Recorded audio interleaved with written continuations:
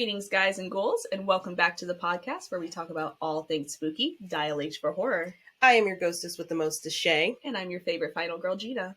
All right, welcome back. Yeah, welcome back. It's an exciting week. It's a very exciting week. A very exciting week. I am really jazzed to talk all things Jennifer's body this week. Same. You're just like already about to explode at the seams. Same. Yeah. Basically, I guess my question for you this week would be, I'll be simple. What's your favorite song from the movie Jennifer's Body? I think I mentioned it last week, Yeah. but my favorite song is Time by Cute Is What We Aim For. Even though I don't like the usage of it in the movie, I mean, obviously it makes sense for the scene that it's in. Yeah. But I feel like it's too underutilized. It like cuts off like too early before it even gets to like the good stuff. But it's such a vibe. It's such a vibe. But then I also like, I have to give a shout out to the, we talked about this the other day when we were watching the movie, Running After Chip is what the song's actually called. And it's a score song. It's not like a song by an artist necessarily. But it's the scene where Needy is running to get to Chip and Jennifer in the warehouse. And it's such a good, epic, like, rock song. And I always joked around and said, like, when I was younger, when this movie came out, if I ever had a band, that would be, like, the opener, like, before the show starts. Like, which that I said, that's freaking sick. Yeah. Like, that would be the song that's playing, like, when the curtain's up and everyone's screaming and cheering and going nuts. And then the curtain drops and then there's the band. Like, I just think it's such an epic opener. It's such an epic song. Yeah. It's super, it fits. It's just really cool. But yeah, what is your favorite? I said it last week too, but I just, my favorite's Toxic Valentine by All Time Low. That was like when 2009 was when I started becoming an All Time Low fan. Gotcha. And so Jennifer's Body came out maybe like a few months after I was like listening to them more. And I was like, this song slaps. And to this day, it still slaps. I can't skip it whenever it comes on my Spotify. I do also want to say the song Running After Chip. I was going to say Running from Chip. Running from that haircut. I was going to say, I would run from Chip. The song Running from Chip is not available on Spotify. It's not available on Spotify. I know it was on a different music streaming service. I can't remember if it was Apple Music or something else, but it was on a different music streaming service. So I remember listening to it, but I have the entire soundtrack on iTunes. So sometimes I'll just like go to my iTunes and find that song and listen to it because it's such a vibe. It's sad that it's not on Spotify because it is an absolute like amazing soundtrack moment as far as it goes. But yeah. And I think I actually said it was funny because like, when I first, when that movie was coming out, I got the soundtrack before the movie came out because it was done by Feel by Ramen. I saw Haley Williams. I saw Panic at the Disco. I saw Cobra Starship, which I was a huge Cobra Starship fan at the time. Yeah, and that's another one too. New Perspective is another one of my favorites. And that took forever to get put on Spotify. So I think there's a lot of issues with licensing, licensing, copyright. But yeah, it was like, I bought the soundtrack before and I remember... that was around the same time that I had also been getting into All Time Low because I think I got you into them like right after that. And then I was really upset when I went to see the movie and the song isn't till the very end of the end credits. And I left because the people I was with that went to go see the movie, they were like, okay, well the credits are done, so let's go. Right. We left and I was like, I didn't hear All Time Low or Cobra Starship, so I didn't know that those two songs were at the end of the credits until like I bought the DVD and then like I just kind of was like letting it play because I think I was doing something else. Like I don't know if I was like on the computer working on doing homework or something while I was watching it because I was in college when this movie came out. But then I heard Cobra Starship and I was like, oh, there it is! So I was like, I screamed, I was so happy. That song is absolute fire too. The Cobra Starship song, Chew Me Up and Spit Me Out. That's also not on Spotify. It's not on Spotify. And it's so upsetting because I love me some Cobra Starship. Thanks up. I don't know what's going on, but like Spotify and I don't... Fix this. Huh? I said fix this. Fix this. Spotify, fix this. You need to put Chew Me Up and Spit Me Out because I absolutely would go hard to that song. I love that song so much. Yeah. so much. But yeah, I just figured it would be good to like maybe get talking about how great the soundtrack is out of the way first. Yeah, it's one of the get into the meat of the movie. Yeah, it's one of the 3 best like movie soundtracks I would say. Like on my list, I would say my favorite is ultimately Queen of the Damned. That's like my favorite soundtrack. That defined my high school years. That soundtrack, I listened to everything. I mean, you had Deftones, you had Chester Bennington, you had System of a Down, you had Papa Roach. I mean, it was such a good soundtrack. Static X before was it Wayne Static before he passed away. Mm-hmm. Like, so great, like such a great soundtrack. And then my second favorite would be Jennifer's Body. Mm-hmm. And then my third favorite is the original Twilight soundtrack. You can't beat Decode. You can't beat Decode, which we just heard live for the first time ever. We lost it. We lost it. I was like, I literally said to myself before I went to the concert, I was like, if they play Decode tonight, I'm gonna go feral. And I did. I went absolutely feral. I turned around and looked at the people behind us, which were complete strangers, and I said, nobody hold back. That song was just, I remember when I first heard that song, and that was when I thought the Twilight was going to be a good movie, because I saw Paramore was on there, and I was like, oh, this movie's going to rock. I mean, they had Paramore, they had Linkin Park, they had Muse. I mean, that soundtrack went hard. They had Collective Soul. Yeah. Like, that soundtrack went hard.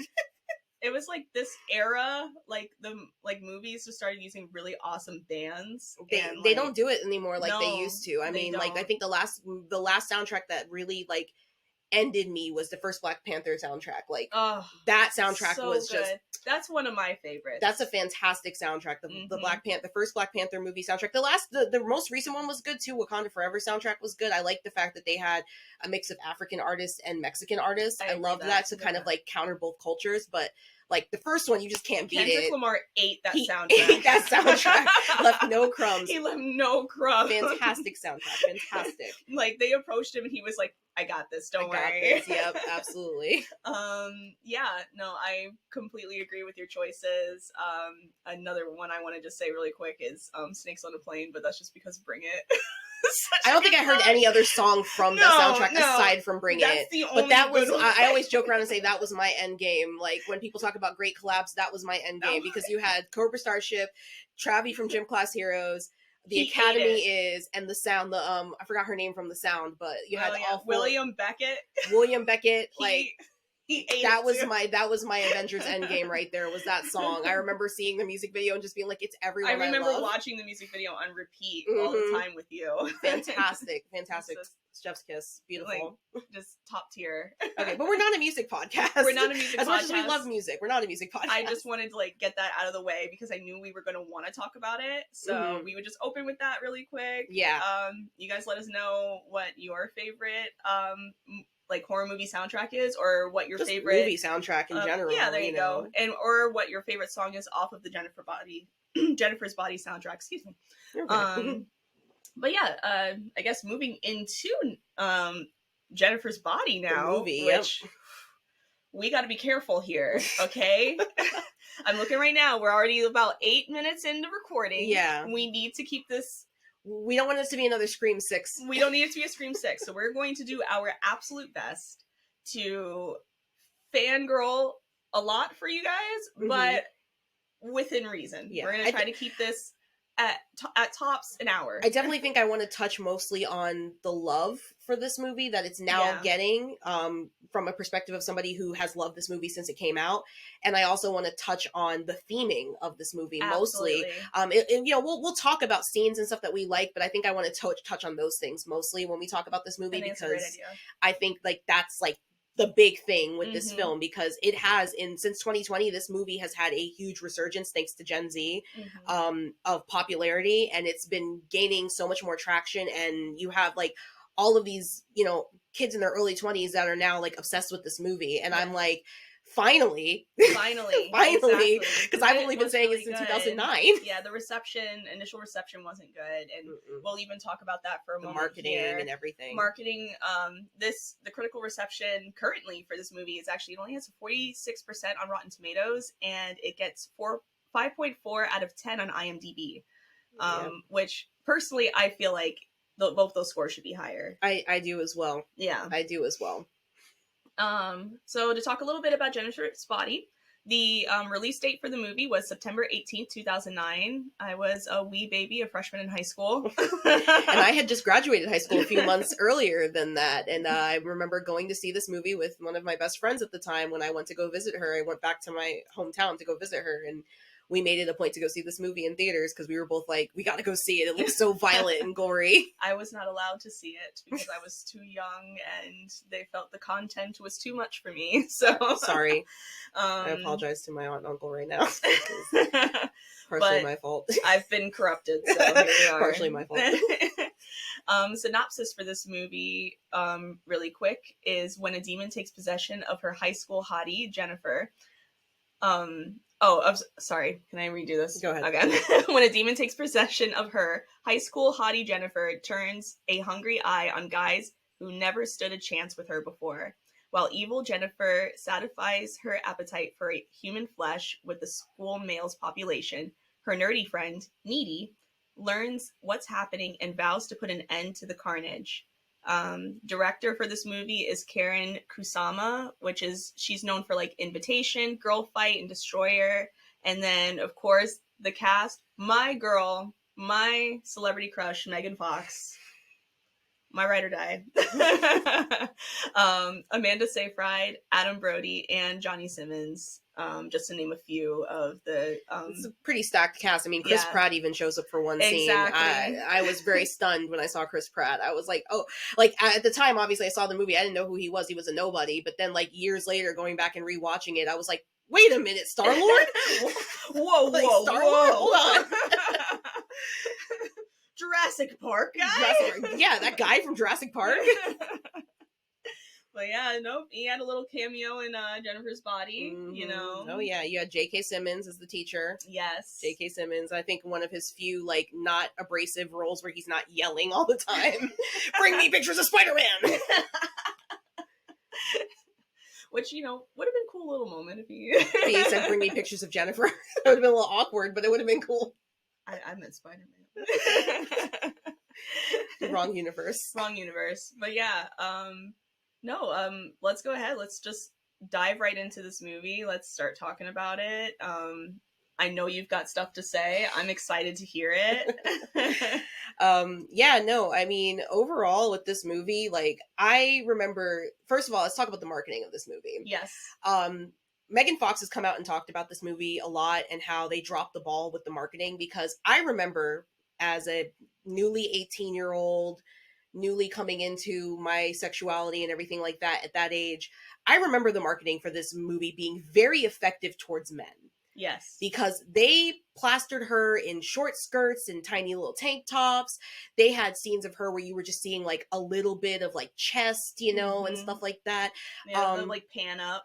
Pan up and down her body. And, you know, they made you think you were going to see Megan Fox naked a lot of the times in the trailers. They focused a lot on her sex appeal, which at the time she was like a huge star because of Transformers. Exactly, which they also used her sex appeal for that movie as well. And what's weird is that the movie doesn't do that. Like, yes, it does and it doesn't. Yeah. The movie itself doesn't do that. There are times when she is supposed to be a sex kitten, and then there's times where it's like, you can tell she's just utilizing her female assets to get what she needs. Exactly. And it's like, it's like they took this movie and they utilized her sex appeal, but then when the audiences went to go see this movie, they were like, that's not what we got. They understood that the movie wasn't what it was saying in the trailers. Exactly. And they were like, we don't like this. This is garbage. This is trash. This is awful. Because, like, where's Megan Fox naked? Where's Megan Fox, like, you know, sleeping with all these dudes and stuff? Her, essentially. And that's not what the movie was about. It's actually a movie that is about female friendships and how toxic they can be, especially when you're in high school, which is something that we can relate to because we've been there. We've been there. We've had plenty of those friends. I mean, I can think of one friend off the top of my head who was definitely my Jennifer in high school and middle school. Absolutely my Jennifer. Yeah. You know? I think most girls they can think I had a Jennifer, you know, or even maybe I had a Needy, you know, I had a, you know, I wasn't a good friend, you know, I wasn't a great friend to that person. I had a Needy. And as years have gone on, like I said, in 2020, people have started to kind of do deep dives on this movie and found the homoerotic subtext that is in there, which I always noticed. Never realized that it was a subtext, to be honest. Yeah, I was like, I always noticed it. And it kind of was like, well, it's a no-brainer. There's that whole entire scene where her and Needy make out, but it is played a lot for the male gaze. Yeah, exactly. Like, ooh, look, girls are kissing, and it's like, no, that's not really what this is. Yeah, like it's showing their bond and how easily seduced that even Needy is by Jennifer. You know, because they're and there's even moments where, like, before Jennifer's demonic possession, she's like checking Needy out and like, you know, like almost flirting with Needy. Yes, like very, exactly. you know, she's very possessive over Needy, you know, like very possessive. It's like, she's possessive. it's like you know, you're not quite leaning into the like there's something going on here, but you're leaning into there's like, something Needy is definitely having a gay panic whenever Jennifer enters the room. Yes, absolutely. And Jennifer kind of like knows that and kind of plays into that, but it's like different than when she's trying to seduce men. It's, I don't know, there's a bit more, it's softer. Yeah, it's softer. It's softer. There's more care. But yeah, and they and at the end of the day, it's like that's kind of what hurt the movie was the marketing overall, because they, I mean, even if you look at the movie poster, like if you look at the like on, it's on HBO Max, or sorry, Max. I keep forgetting they changed their name. It's on Max right now if you guys want to watch it. But if you look at the picture that they chose for Max, it's the picture of her sitting on the desk with her leg up, and she's in the short skirt, and it's like almost showing her butt and all that stuff. Which is an iconic photo. It's an iconic photo, but it's not conducive of what the movie's about. So you get this like photo of this woman who's like super sexualized, and then you get these shots of her in the trailer that are super sexualized, and then all these teenage boys and 20-something-year-old boys and maybe even older guys are like, I'm gonna run to the theater and see this movie so I can see her naked, I can see her make out with Amanda Seyfried and you know, all that stuff. And then they get there and it's like, this is a movie for the girlies, essentially. This is a movie for us. It has nothing to do with y'all. Go sit down somewhere. Nothing to do with Go sit down somewhere. You need to get out of our theater. Okay, but yeah, no, it's like, it's just weird how like they just, the way they set that whole thing up was like they were trying really hard to make sure that men liked it. Yes. Make sure that men liked it. Like the I just feel like there was not any communication between the marketing team and like the director. Yeah. Like, or the writer, because Diablo Cody has come out and said, you know, she's like, you know, I didn't write this movie to be like about a girl just going and sleeping with a bunch of guys. Like I wrote this movie. It's a feminist movie. Like it's about, you know, taking your power back. It's about, you know, you see two flip sides. You see the sexualization of Jennifer throughout the movie by all the men, and her absolute disinterest in most of it. She's just kind of like, these are all peons. These are all pawns in a game. I can use them and do whatever I want with them. Then you have Needy, who's like the good girl. She's not necessarily the virgin, because, you know, we see her and Johnny Simmons get it on in the movie, which is really uncomfortable. Very uncomfortable to watch. But like I said, when we were watching the movie, I do feel like that scene is important because it at least shows younger audiences that are watching the movie that it's meant to be a bit awkward your first time. Yeah, exactly. But please do not go into that thinking that it's anything.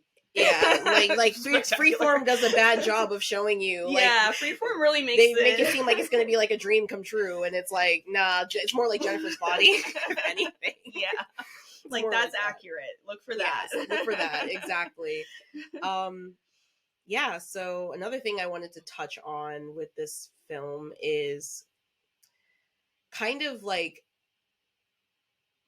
going back to like the sexualization of Jennifer and like her relationship with Needy. Talking about, we kind of talked about it when we were watching it, the scene after Jennifer becomes possessed for the first time. Okay.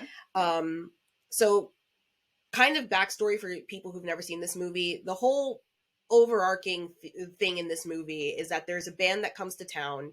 They play at this really small dive bar. They suck. They're awful. Adam Brody is the lead of the band. They sound like Coldplay. Yeah, they sound like Coldplay kind of. They're not like hard rock, heavy metal rockers. They're just like super. Everyone's dressed in a different aesthetic. Yeah, there's like one guy that looks like he should be in Avenged Sevenfold, another guy that looks like he should be in Maroon 5. Yeah.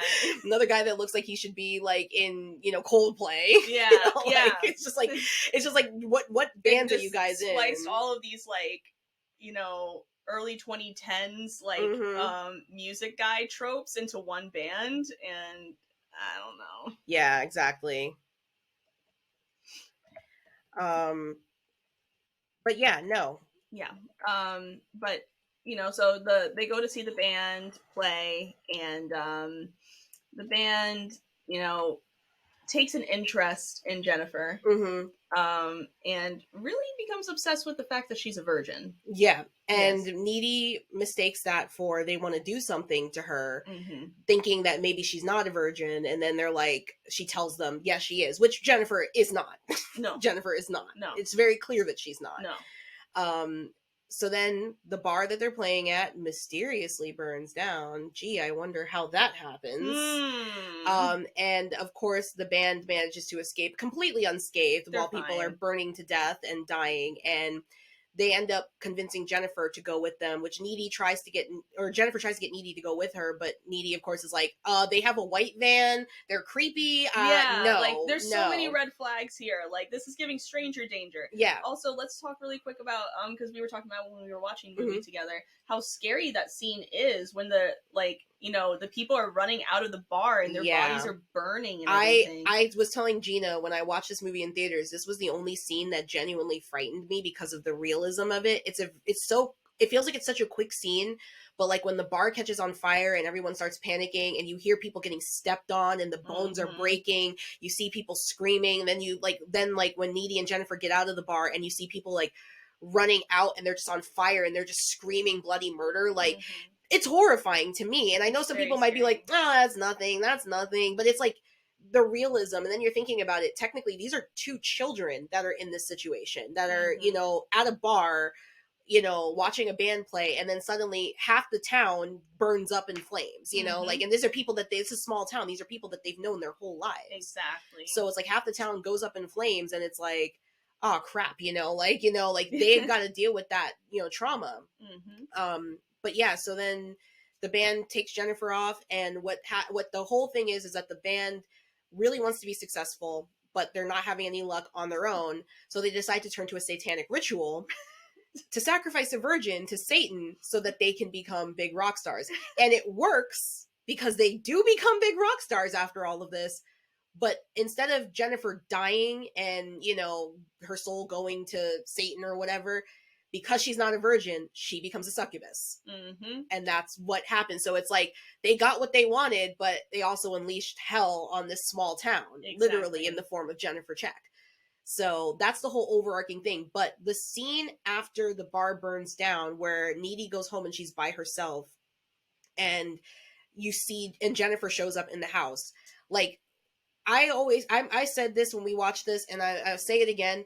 We do not talk enough about how terrifying Megan Fox is in that scene. Thank you. How utterly, like, just bone-chilling the shot of her just standing there, dripping blood, just covered in blood, dripping blood, you know, staring at Needy with this wide-eyed stare, blood all over her mouth, because she probably just ate somebody. Yeah. Blood all over her mouth, and then she just smiles. And I'm already, like, I don't like smiling. And she does it so well. Like, the thing is with Megan Fox is, like, yes, she's hot. We can all agree. Megan Fox she's smoke show.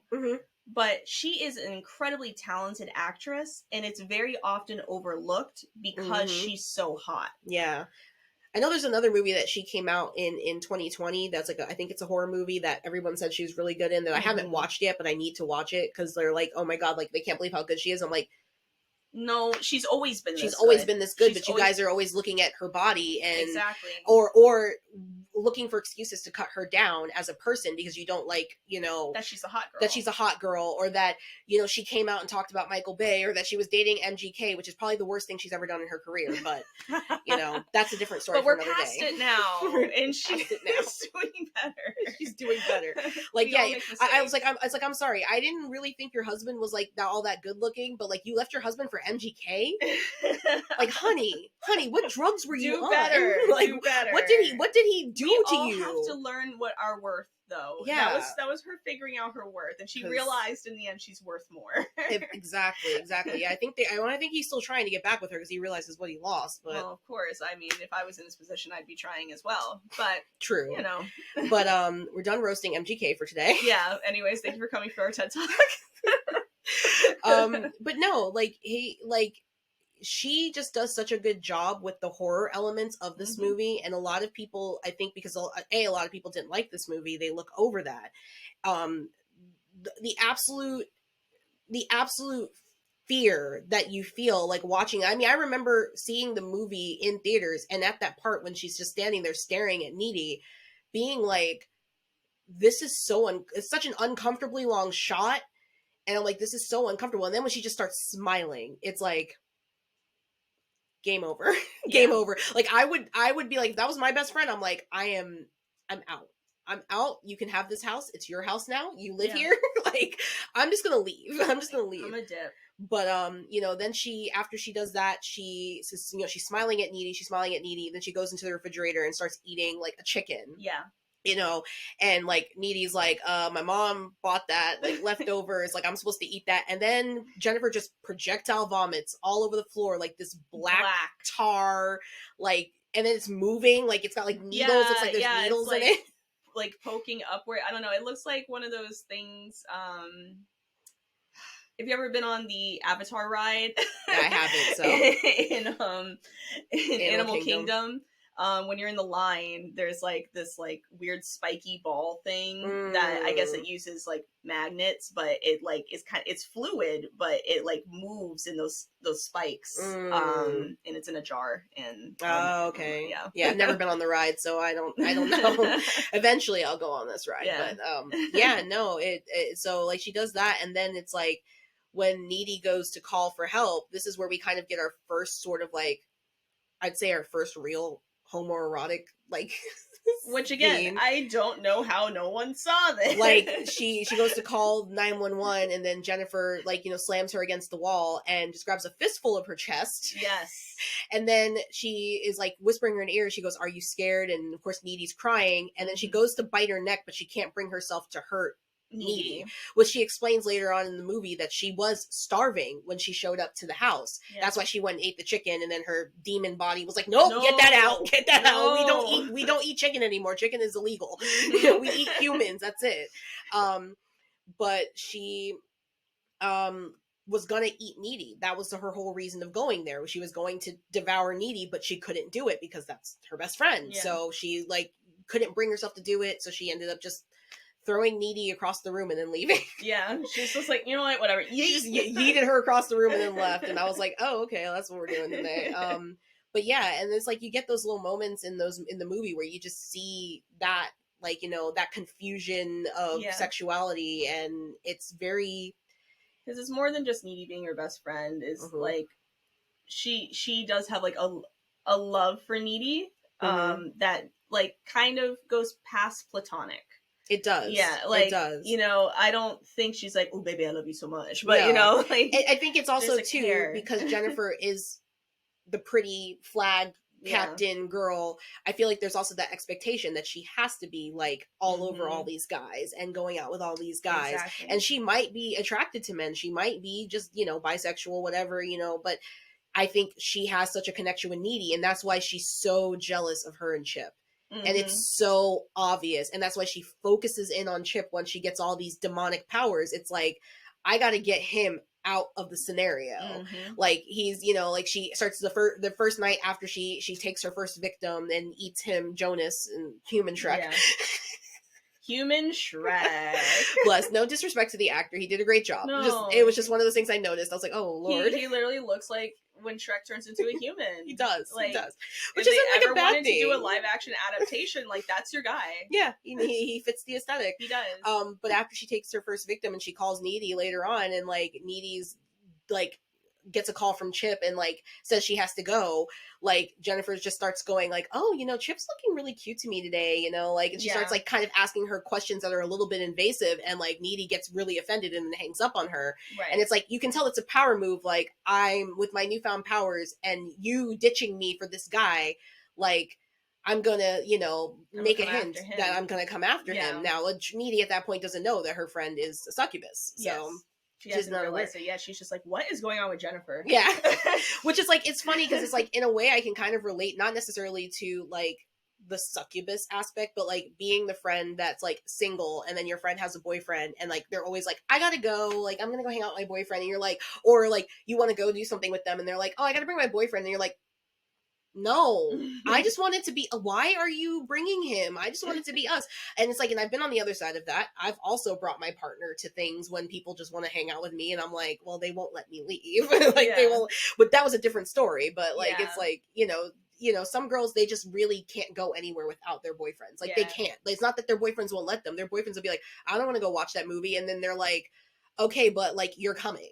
Because I have to have you on my arm like an accessory. And it's like, I had friends like that, plenty of friends like that growing up, that they couldn't go like 2 feet without having their boyfriend on their arm. I've had the like situation where, you know, your friend like comes to hang out with the boyfriend and everything, and I've been in love with my friend, you know? And so I'm like over here trying to be like, I'm so happy for you, and I'm happy that you're happy with him, but like, I wish you were happy with me.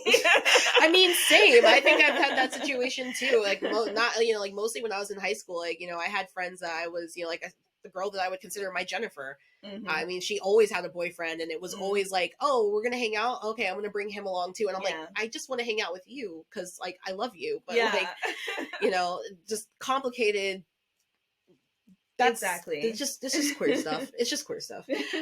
Just queer things. Tumblr.com. Yeah, exactly. Oh my god, remember that era of Tumblr? But yeah, I also want to talk. I talked about it last week a little bit when we were talking about the horrifying. Like we're talking about the What did we talk about last week? Oh no, we talked about the week before with the best kills. Oh yeah, that's what it was. The scene with Kyle Gallner's character Colin. F in the chat for Colin. Yeah, I absolutely loved him in this role, which is very rare because like most of the time when he's in roles, I don't find him attractive. I just find him like, oh yeah, he's there. He's doing his thing in this role. He's very gorgeous in this role. And his backward walking game is on point. Dude was walking backward for like a good minute.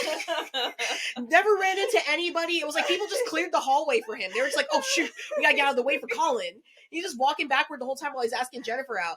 And like, and this is another instance where we say Jennifer's very gay, lesbi gay. Yeah. Lesbi gay. They say that in the movie, that's why. Because Colin is friendly with Needy, which Chip is totally jealous of, and I don't blame him because Colin is a 10 and Chip is probably about like a 4.5. You're being generous. And like, Colin goes to ask out Jennifer because of course, you know, Jennifer's the hot girl. He thinks he's going to shoot his shot. And when he asks her out, he invites her to go see Rocky Horror Picture Show, but he just says Rocky Horror and she just automatically assumes he's talking about Rocky, the boxing movie. Yeah. And she's like, I don't like boxing movies. And he's just like, it's not a boxing movie, but whatever. And he walks away. And then as he's walking away, you know, like, you know, Needy's like, why would you reject him? Like, he's cool, whatever. And Jennifer's like, no, he's not my type. And she's like, well, I think he's nice. Yeah. And as soon as Needy says that, Jennifer's like, Colin, wait. She's like, hold up. Oh no, you real hot, actually. She like looks at Needy too, like, cute. Oh, you think he's nice? Oh, Colin, hey, you want to go out? And proceeds to eat him. Yes. In the very next scene, proceeds to eat him. Yes. Because Needy said he was nice. Like, how are you gonna do your best friend like that? Needy, don't ever compliment anyone ever again. Don't compliment anybody, because Jennifer will eat them. She'll be like, oh, so he's nice. Okay, so he's on the dinner menu tonight. Yep. And yeah, you know, she lures into a creepy house. I talked about it, and she you know, seduces him. And actually rewatching it this week was the first time I noticed that everything she says in this scene, because at this point she hasn't been feeding, so she's really weak and she doesn't look like herself. Her skin is all broken out, her hair is all flat and like, you know, kind of greasy looking. She looks very tired, like she hasn't slept in like weeks, fatigued. And so when she's talking to Colin, she's saying all this stuff that's supposed to sound really sexual and like seductive, but the way she's saying it is not seductive at all. It's very like, I am desperate to just get to the next part where I'm eating your soul. Yeah. She's like, I'm just so hungry. Like, I'm just so hungry. So she's just like talking to him and like, you know, she's saying all this stuff like, nice hardware, Ace, but she's not saying it in a seductive way. He ends up getting a puncture wound on his hand, and she grabs his hand and breaks his wrist and breaks the other one. And she's just like, all right. And she says, I need you frightened. I need you hopeless. And her eyes turn white and her jaw unhinges and she just starts eating the dude. And it's a beautiful scene. It's so good. Such a great scene. again, fantastic acting from Megan Fox in that scene. I always love the part where her eyes change when she's talking to him and he's like, no way. Yeah. And she just looks at him for a while, then her eyes change back to blue. Like, I remember that from the trailer, and that was still cool when I saw it in the movie. I was like, oh my God. Like, imagine you're standing there talking to the hottest girl in school and her eyes just go white. And you're like, I'm gonna die. Like, I'm gonna die. And this is a PSA for every man on Earth. If a really hot woman invites you to an abandoned house, you're probably going to die. It's true. If a really hot woman invites you to an abandoned warehouse, you're probably going to die. If a really hot woman invites you to the woods, you're probably going to die. Because as a woman, we don't invite you anywhere that we can't get out of that situation easily. It's true. We don't. If we invite you to an abandoned, if a woman invites you to some place that's abandoned, you're not making it out of there. Oh, no. You're not making it out of there. She's got some nefarious plans for you. She's got something nefarious. Because I'm just saying, women will not be alone with a man if they know they can't get out of that situation. Mm-hmm. Like, they're not going to invite you to some rundown shack in the middle of the woods unless they know they got an exit strategy. Exactly. Which is killing you. So exactly, that's their exit strategy. So I'm just saying, you know, that's a PSA to all men. It doesn't matter how good she looks. If she invites you to an abandoned place, you run. You run. You say, you know what? You might be a succubus. I'm leaving. And that is our safety first lesson. That's our for this week's safety episode. With Dial H for Horror. And that's a TikTok clip. Oh my God. Oh God. Oh my God. Yes.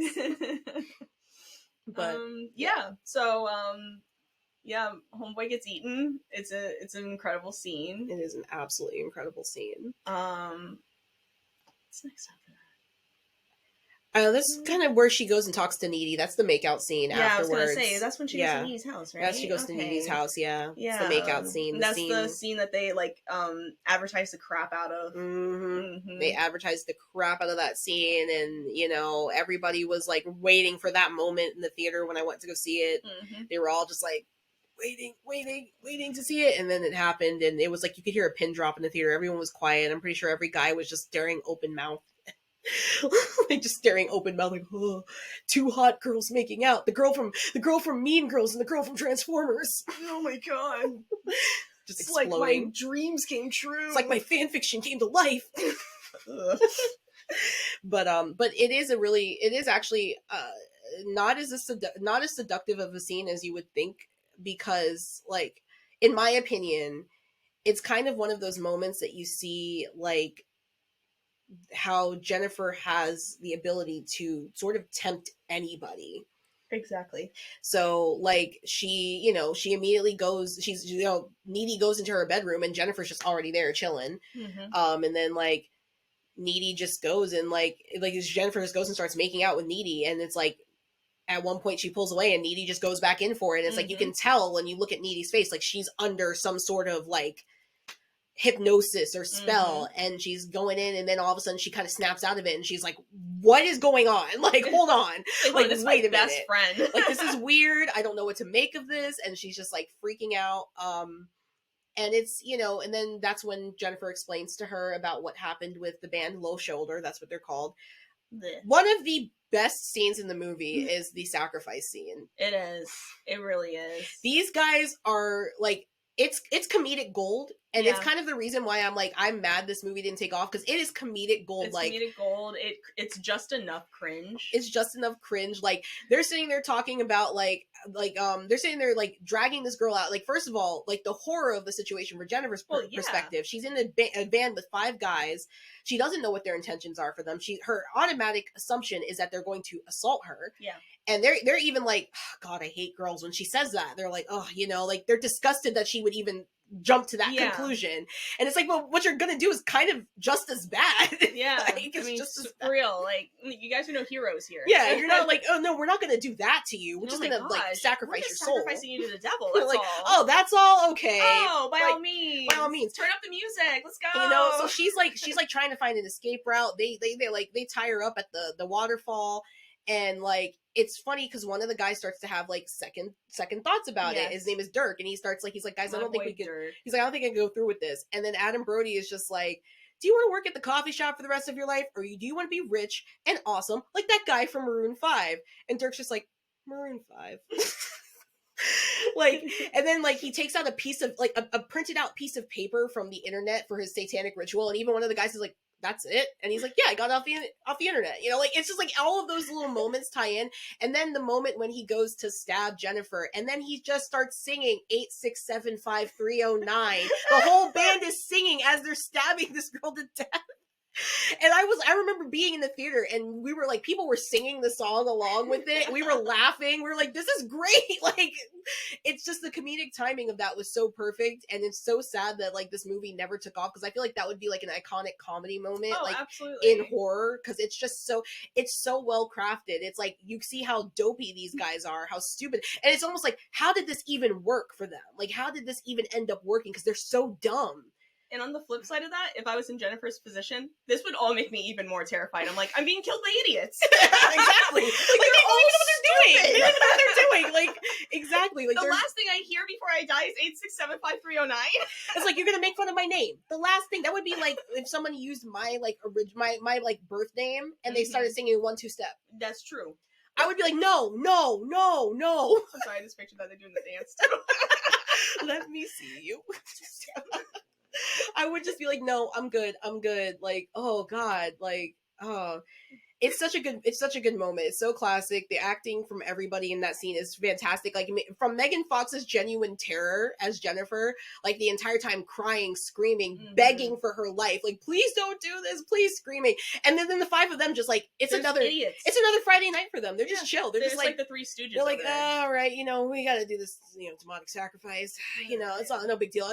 Oh, Bowie knife. Oh, cool, Bowie. Hey, yeah, Bowie. Like, it's just so stupid, and it's like, it works so well. It fits the time period in which this movie came out, the genre of movie. Like, I don't know, those kind of scenes, it just like feels very Scott Pilgrim to me. Yeah, and, like, Scott Pilgrim was another movie I based my entire personality off of. And it's a movie I know a lot of people that I'm friends with and even family members are like, why are you so obsessed with the movie? It's literal garbage. And I'm like, no, it's not. It's a masterpiece. And it's getting an anime. So I'm really excited about that. But I couldn't tell you really like that movie based off of your hair. Exactly. And obviously I change my hair every single video, so Ramona Flowers here.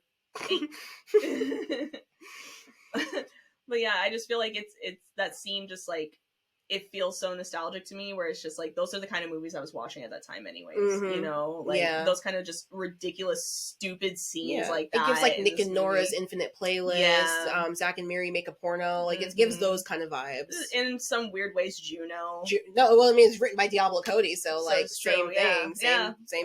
Vibes. That's also another reason why I really wanted to see the movie, is because Juno was another movie in that era that I based my entire personality off of. It was a cultural reset. Aside from, you know, I didn't get pregnant in high school. That's such a minor. That's just like a minor thing. But like the music, the like the aesthetic, the dress, the way you dress, the way they talked. Like I used to say for shiz all the time, like when I was younger. And I even used to say cheese and fries after like Needy would say that. I'd be like, oh, cheese and fries. Like I mean, salty, like now salty has a different meaning. Like that just means you're like jealous, you know, but back in the day, back in Jennifer's Body time, it was like, you know, they're hot. Like, like you salty. Extra salty. Now it's like, oh, you're salty. You're mad. But, you know, so it's kind of confusing to me, because like I use it in both connotations sometimes, but you know, lingo changes all the time. Exactly. No big deal. Yeah. It's just a sign of the times. I want to move on to the ending before I do get to some things, not necessarily with the movie that I have a problem with, but some things I have problems with. You know, so the ending of this movie does culminate with Jennifer succeeding in killing Chip. Yes. That's some of the best banter in the movie, back and forth between her and Needy, where it's very girly, where they're basically roasting each other, they're coming for each other's throats, like in that moment. Still teenage girls, because they're still teenage girls through all of this horror, all of this like terrifying thing. I mean, she literally walked in on Jennifer eating Chip's neck, and Jennifer's mouth is like unhinged, like she's like, raw, and her mouth is like this big, it's like wide, and it's like, and then she just like, when she's floating above the two of them, she's just hovering. It's not that impressive. Yeah. Like, I mean, can you imagine? And then like Jennifer's like, God, why are you such a player hater? Yeah. Like, it's so stupid, but it's like, it's teenage lingo. Like, it's stuff that people for that time. like, yeah. I mean, if I was a possessed by a demon and like yeah, I would, fighting with my bestie. If I saw my best friend hovering and I was already mad at her for trying to eat my boyfriend, I would see like, she's just hovering. It's not that impressive. I was like, why are you such a player hater? You're such a player hater. Don't player hate on me. Like you know, putting on my shutter shades so fast, exactly. And then like, you know, they just kind of go back and forth, and you know, and then you know, Chip unfortunately dies, and that's sort of the breaking point for Needy. Yeah, unfortunate. It's debatable. Needy then goes to Jennifer's house with the full intent to end Jennifer's life, and you get a very great back and forth battle. My favorite line of the whole movie: "You buy all your murder weapons from Home Depot? God, you're butch." I love that line. Which then, right then, it solidifies it for you right there. This is a homoerotic movie. Yeah, you know, they're fighting they're literally fighting in Jennifer's bed. Jennifer starts like levitating while trying to choke Needy out, and Needy realizes that the link she realizes that I have to, in order to get the upper hand, I have to shock Jennifer, so she rips off the BFF necklace that Jennifer has, and you can see the genuine heartbreak in Jennifer's face when she rips the necklace off. Like, we're not BFFs anymore, like we're not biffs anymore, like oh my god. And that's when she gets the upper hand on Jennifer and is able to stab her in the heart, effectively ending the succubus's reign. Box cutter. However, during that entire ordeal, Jennifer did bite Needy, and that means we find out at the end of the movie, after we see that Needy is locked up in a penitentiary for her murder of Jennifer, that Needy actually has some demonic powers now because of being bitten. And now she's hovering, and guess what? She thinks it's cool. Yeah, and I'm like, it's not that cool. It's not that cool, Needy. It's not that cool. But Needy does exactly what I would have done if I was possessed by a demon or a succubus.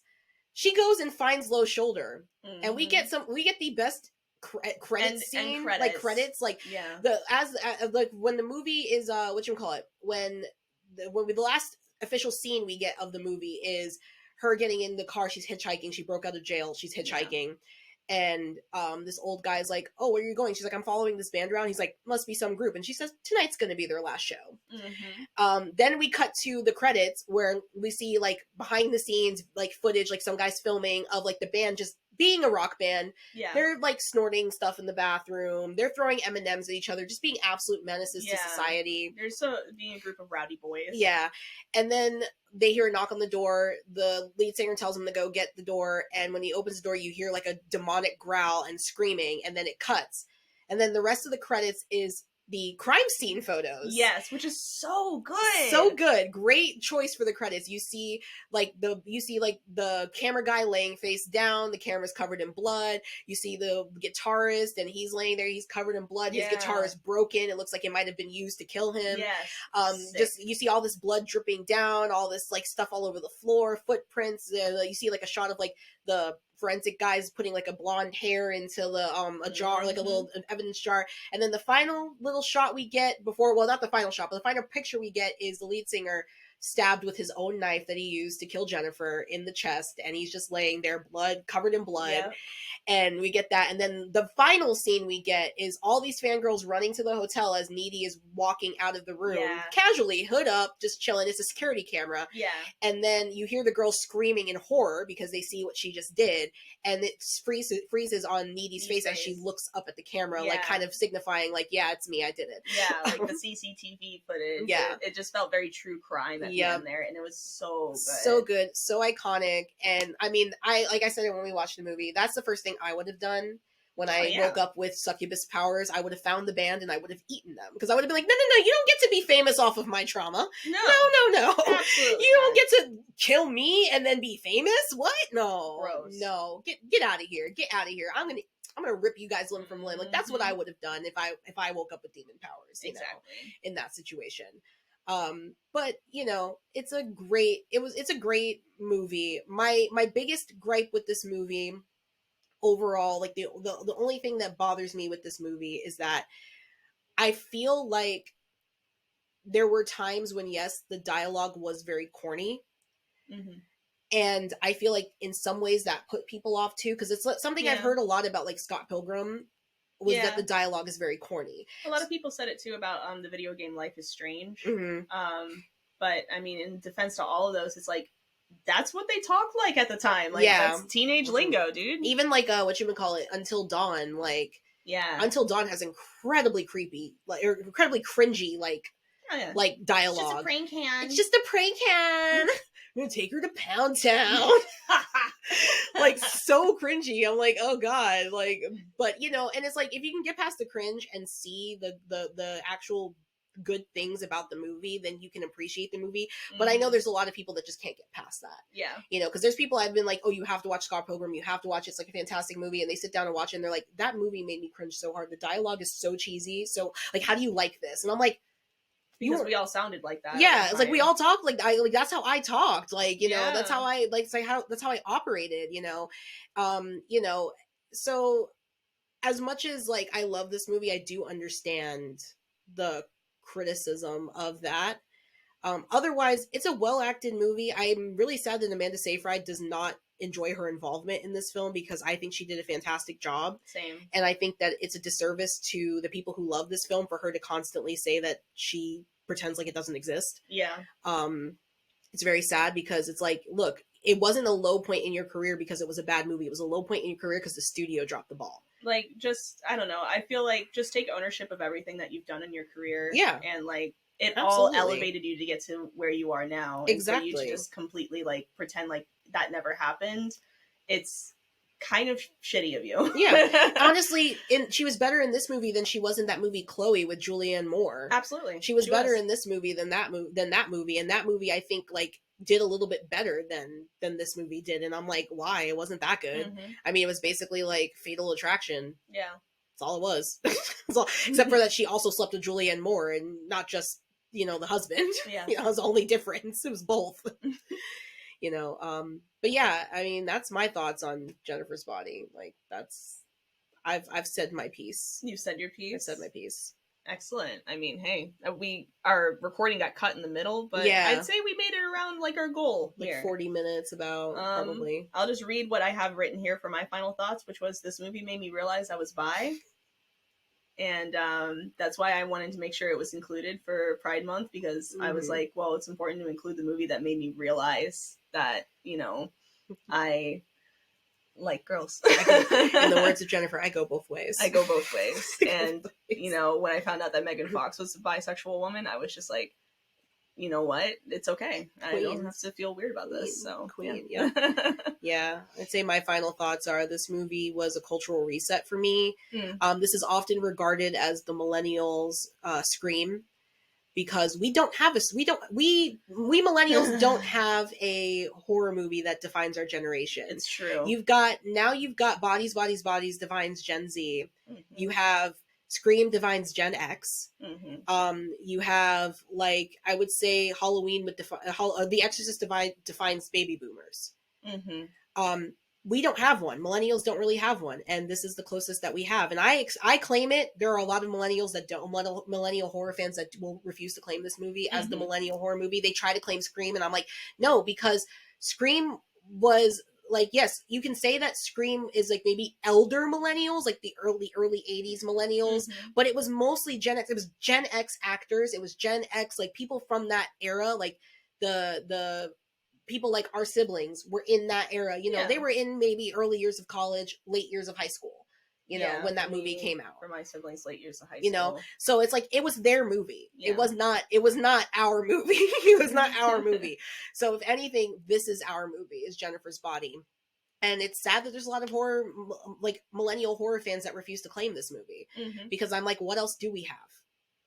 If you can present to me something that we do have, because I mean, I'm wearing a Ghostface shirt. You know, I love Scream. Scream is one of my favorite horror movies ever, but it's not the defining movie of our generation, you know? Yeah. I see exactly what you mean, because it, you know, when it comes to those movies, you need to find one that's like teen-based horror. I do feel like when I was in school, the big one that everyone was talking about was Paranormal Activity.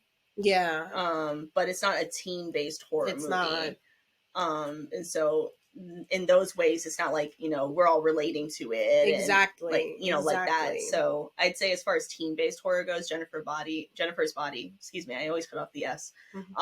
It definitely, like, it fits the bill to be like the defining movie for the millennial generation. Yeah, I think so. I think so too. I think that is I think that's the movie. I think it's the movie for us. It's the movie.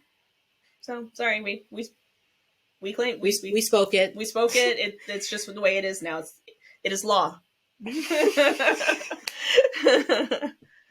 Alrighty, so what would your skull rating be for Jennifer's Body? I give this movie a 5 out of 5. 5 skulls out of 5 skulls. It's a movie for me that solidified my love of the genre. It's a movie for me that made, like I said, I my entire personality was Jennifer's Body for a good 2 years after this movie came out. It was indeed. I immediately bought a shirt from Hot Topic that says "I Eat Boys," which I don't have anymore. Otherwise, I would have worn it for this. And I've been trying to find it online, cannot find it anywhere. So it's very sad, and nobody's reselling it. So, if anybody has it and they don't want it anymore, I'll take it off your hands if it's a large. I'll take it off your hands. But yeah, no, this was like my entire personality. In fact, one of my best friends and I, we call this our movie, because this was the movie that we would always talk about. We would literally call each other Jennifer and Needy. That was our names in the phone. And when I finally met her, because she was an online friend, when I finally met her in person for the first time in 2014, the very first thing we did the night that I got to her house was watch this movie. It was so seminal. Like, we got drinks, we sat down in the living room, we put on Jennifer's Body, and we just watched it. And we were like, we finally get to do this like in person, because we would do watch-alongs over the phone. Yeah. But like, we never got to do it in person. So now we get to do it in person. We got to do it in person, and it was awesome to have that experience. That is good. But it's a movie that means a lot to me.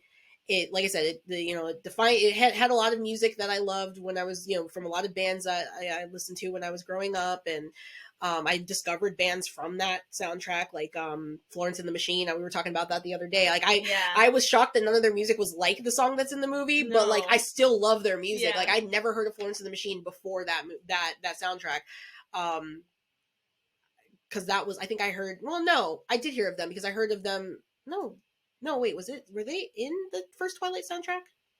I don't think they were. Florence and the Machine? I don't think so. I don't think so, because they were in, I think, the third one. I think they were in Eclipse. Okay. If I remember correctly. Yeah, that sounds right. Yeah, because I love their song from that soundtrack. But yeah, I don't think they were in the first one. No, I don't think so. I'm trying to go through the track list in my head.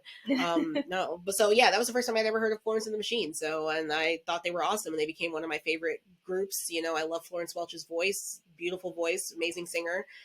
You can have Hayley Williams doing her first song without Paramore on that soundtrack, which was like a huge deal in the emo culture. We were like freaking out. We're like, are they breaking up? Are they over? But no, they're not. They weren't. They're still here. They're still here. Still here. Yeah. You had Panic at the Disco's first comeback, like regardless of your thoughts on the band, their first comeback after John and Ryan left, which was a big deal at the time. It was. Yeah. It was a huge deal at the time. It was like everyone was going nuts because we didn't know if they were going to come back. Like, that was the reality. We didn't know they were going to come back, and then they came back, and Brendan wrote an entire song about Yeah. Listen to the song, you'll know. Listen to the song. We're not going to say it. We don't want to get demonetized. If we ever get monetized, we don't want to get demonetized. I was just like, really? This is the comeback song? And also, why were they dressed like the Men in Black in the music video? Like, walking around in the middle of the school. It was just, there was a lot going on. Spencer really thought he ate. He did. He thought he ate. He did, though. He did. Yeah, he was doing his thing. We love you, Spencer. We love you, Spencer. But yeah, no, it was just very great, like, overall. And even though it's not that scary of a movie, I just, like I said, it means a lot to me. It's a very important movie to me. And it's really nice to see people talking about it in such a favorable light, because for over a decade now, I have been defending this movie with, like, everything in me. Or, like, people be like, oh, what's one of your favorite horror movies? Or what's your favorite horror movie? And I'm like, Jennifer's Body. And they're like, that's disgusting. That's horrible. What's wrong with you? You have bad taste in horror movies. Like, you don't know horror. And I'm like, oh, your favorite horror movie is Hostel. Like, there's no substance to that. Like, there's no substance to that. It's just guys getting their Achilles heel cut. That's it. That's what it is. That's all it is. There's no substance to that. This at least has substance. This is a film. This is a film. This has a story. It's not just guys getting tortured for, like, an hour and change.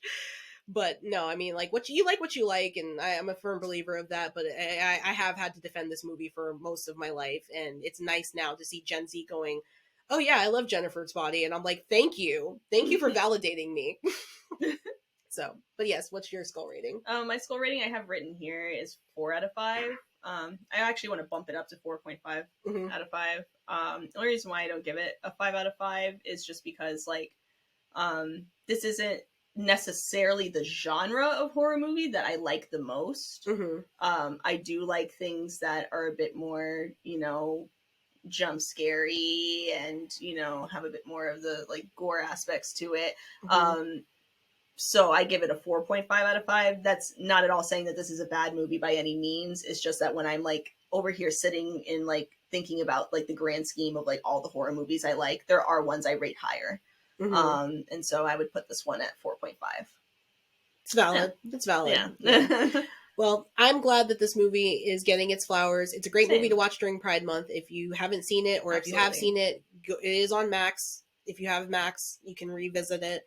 If you don't have Max, it's available to rent. I just say buy it. Give it love. Give it money. Pay Megan Fox's bills.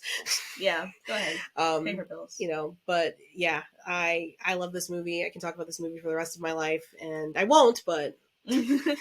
Yes, we're cutting off here. We did very good, I think. Yeah, I think we made it about 50 minutes because our recording did cut off, so it's like going to be a jump cut in the middle. But yeah, I think we made it about 50 minutes altogether, which is rare for us. Yeah, so we're killing the game. Killing the game. All right, moving on to some news, because I actually just saw this today before I didn't have any news written down. So this is a kind of a big deal, but I think it's pronounced Tudum, which is like a Netflix event that they have. Oh, okay.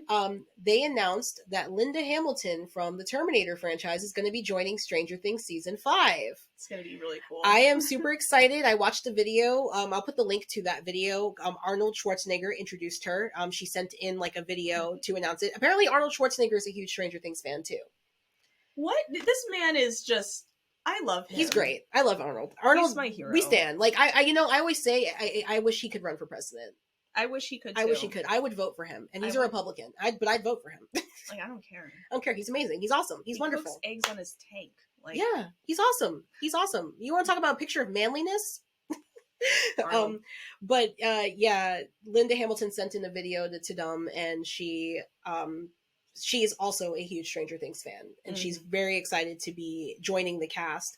I'm very interested in seeing what her role is going to be. Yeah. Especially because that was like her era, 80s and all that stuff. Like I wonder if her role is going to be a bit reminiscent of her role Sarah Connor. Yeah, in Terminator. I'm hoping. I'm interested in seeing what they're going to do. Like obviously right now Stranger Things season 5 is on hiatus because of the writer's strike. Yes. So unfortunately we have no details aside from the casting of what's going to happen in this new season, but I am excited. We were actually just talking about this yesterday about how like last year I had so much fun talking about Stranger Things, and like Stranger Things was such a good a good part of my summer last year. So I'm sad to see it go, but it is time for it to go. It's a good stopping point, and it's just it'll make it that much better because now the story as a whole is good. It's complete and it's a masterpiece in its own way. Absolutely. So I'm excited for that. I'm excited to see Linda Hamilton and what she does going forward. It's going to be awesome. I'm sure she's going to kill it. And yeah, it'll give a little bit more of like a super 80s vibe to have her in there. Yeah, exactly. It's just like when they brought Sean Astin in. Yeah, exactly. Sean Astin. You got Sean Astin, you got Winona Ryder. It's exactly. It's all awesome. I love it. No, it was a good casting choice for sure. Absolutely. All right, but that is all I have for news today. Do you have anything for news or anything? I don't have anything for news. Just wanted to make sure. Yeah. Oh, we do have something for news. Wait, what? Halloween Horror Nights. Oh, I forgot about that. Thank you for reminding me. Oh my god, The Last of Us has been announced for Halloween Horror Nights. Yeah, so last week when we were doing our we were episode, beefing hard with Universal and they heard us. Because I was listening back the day that it got announced. I was listening to last week's podcast at work, and I was hearing us like beefing at Universal, and I was like, "Drop that announcement!" Bro, they were like, "All right, fine, the podcast." No, so last week's episode, if you hadn't listened to it yet, or if you've had, we're just gonna recap it. Like we were talking about what we've got coming up for October of this year, because there's a lot going on. And we were talking about the cons we're going to be going to, and then we also mentioned Halloween Horror Nights, which is an event for people who don't live in Florida. It is an event that happens at Universal Studios every year during Halloween time. Starts in the beginning of September and goes all the way through till October 31st. Used to go through to like the first week of November, but they stopped doing that after the pandemic. Hopefully they'll bring that back, because I know like my roommate, her birthday is the first week in like November, and she's always like, I want to go on my birthday. That would be cool. So, but yeah, we were talking about how they had not really announced anything aside from a Chucky haunted house. At the end of last year, they announced that right as the event closed. They hadn't announced any of their houses, and usually by now they give several announcements. Oh yeah, and so we were beefing hard. Yeah, literally on Thursday they dropped the announcement that they got The Last of Us as their second IP. Mm-hmm. But probably going to be their biggest IP. It's probably going to be so for those of you who might be interested in going to this event, I'm going to do a mini tips and tricks for you, because I've been going to this event since 2013 and I've learned a lot as a person who's been going to this event since 2013. So this event has grown and expanded. It's getting more national attention, international attention. Now that international travel is pretty much back up and running. Yeah. This event is going to be packed. Oh yeah. And if you thought it was packed the last 2 years with The Last of Us, you're not going to be able to move in this park. You're going to be body to body with everybody. Everybody's going to be trying to shove through and get to this house. So real quick, just going to do some tips and tricks. Might go over this again once we get closer to the Halloween season. We can do a more formal one. A more focused video towards it. Yeah. First things first, if you can, get that early entry ticket. If you're planning a Universal vacation during that time and you're already going to be going to the parks, you can use your Universal ticket to get into the park or be in the park when they're flipping the park. I have an annual pass. So what I do is usually we will go around 3 or 4. They usually start opening the early access areas around those times. And we scan our pass in, we scan our Halloween Horror Nights ticket in, and we sit. And it's a few hours that you're sitting. It's at least 2 hours that you're sitting. But they open the houses usually about 5:30. Mm-hmm. So you get to go through at least 2 haunted houses before the rest of the park is open to everybody else. Mm-hmm. And it is the best thing you can do, because we were pretty much right at the beginning of the Weekend House last year. Yeah. We waited for the Weekend House first, and when they finally opened it and we got to line, we were right there. When they finally opened the doors, we were pretty much the first people in the house. Mm-hmm. It was a lot of fun. It was great. So I always advise that. They do have, I think, 3 areas that you can wait in. I'm not sure for sure. I know one is by Finnegan's. And then one's by The Simpsons. I don't know where the third one is. And they might change them. Sometimes they do. I know there was one year they only had 2. I think it was in 2021. They only had 2. Mm-hmm. Last year, I know they had 3. And there's usually 2 houses that are accessible to you, and they'll have signs saying which line is for which, so you can go to either one. But once you're done with that house, you can pretty much go out and go into whatever the next house is, and then your night is started. Yeah. So you're good to go. You can just keep You're going for this. Continue to burn through as many houses as you want to. And then I never used to be an advocate for this, because I used to be able to do most, if not all, houses in one night. But because of the increase in popularity and interest in events like this, I'm going to say it, because I'm going to be doing it for the first time this year. Express passes. Buy express passes. Last year we waited for almost 2 hours for the Black Phone and Freaky House. Yeah. Which was not worth it. No, it wasn't. The Black Phone was good, but Freaky was awful. It was dumb. It was dumb, really and dumb. It was not worth it. And I like to see the scare zones, the zones in the park, and I only got to see 2 the entire night. There's 5. I only got to see 2 of them. So I was very upset about that. I was like, next year I'm getting Express Pass. That was the first time when we were leaving the park. I said to myself, next year I'm getting an Express Pass, because I'm not doing this again. I'm not waiting 2 hours in line. Mm-hmm. So yes, absolutely get an Express Pass, get early entry if you want to get into the park and enjoy the event for what it is. There's going to be plenty of food. They have specialty drinks that they offer. If you like to drink alcohol, some of the specialty drinks, I don't usually touch the specialty drinks personally, because they're too sugary for me, but they're good. I forget the name of the drink, but last year they had one. It was basically just gin and juice. Fantastic. All right. Yeah. I know the year before they had one when they did the Haunting of Hill House. They had one that was called Nell's Tea Party that tasted almost like a Long Island iced tea, but it was really small. It was the one that I got, the first one I got, was served in a teacup. Okay. And it was very cute. It was a plastic teacup. It was very cute. And I was like, oh, that's adorable. But then the second one I got, they served in one of those big glasses, and then drinking it, I was like, it's just like drinking straight sugar. And I was like, I can't finish this. Last 2 years, they also did a drink called bog water. Yes.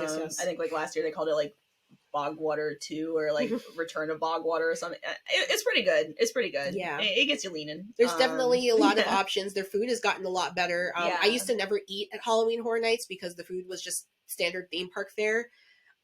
They've upped their game. They have vegan options if you're vegan. And they have deep fried Oreos. We didn't really eat last year because we just didn't. We were ended in up getting line. crepes at the end of the night. Yeah, we were just mostly in line the whole time we were there. But yeah, the year before I know I had ribs. And they were pretty good. I just didn't like the sauce that they gave with them, but the ribs were pretty good. All right, we got to move on from this. Yes, I'm hungry and I haven't eaten today. Oh no! Oh my gosh. Yeah. So yeah, we'll probably do a more comprehensive episode, like talking about like Halloween Horror Nights, maybe just like a bonus thing that we throw up on the channel, like tips and tricks, and like and then when we go, we'll do like a Halloween Horror Nights episode where we talk about what we liked, what we didn't like, because we already have the date that we're going. We do. We already have the date that we're going, yeah. and so we'll be there. We'll be in The Last of Us. I'm going to be absolutely shredding the dance floor to the theme song of The Last of Us because I love that theme song. It goes so hard. If Megan actually gets announced, I'll be doing the Megan dance. That's what I'm hoping for, and I'm really hoping we get more announcements. If we do, we'll let you guys know what they are. When we did share it on our Instagram account, we shared a little thing on our story of the. It's awesome. I'm excited. I'm happy. I'm ready to go. I'll probably go a few different nights. Yeah, because I've got a lot of friends who are a part of the event, and then friends who just want to go on different nights. So I may end up getting the frequent fear pass. Yeah, I did that one year, and I will tell you that is another thing. If you have the money to get the frequent fear pass, that's probably the best way to do it, aside from getting express passes. Because I think I went twice in one weekend, and then I went the week of Halloween. And because I actually went right after Hurricane Irma, they had so many technical difficulties because they had damage to their their stuff. So a lot of one entire back half, the entire back half of the park where the Kid Zone is and Simpsons went dark, and it was out for hours. That's scary. And we were in the line for Haunted House, Ash versus the Evil Dead. We were in the line for that haunted house, and then everything just shut off and got quiet. And I was like, oh, imagine being inside the house when that happened. I would have cried. Yeah. I would have cried. Yeah. Because of that, we ended up going back to the front of the park and doing like a couple more houses and then leaving for the day because we had just gone the night before and we'd gotten to see most of the stuff. We found out that from Facebook that they were giving express passes to people who were there that night and that were affected. So we called them the next day when we had gotten home and we said, hey, we were there last night. Can we get express passes? And they were like, sure. How many people in your party? And we said 2. We got express passes. They gave us, they told us to come pick them up at guest services. So when we went the week of Halloween, we got those express passes, every single house.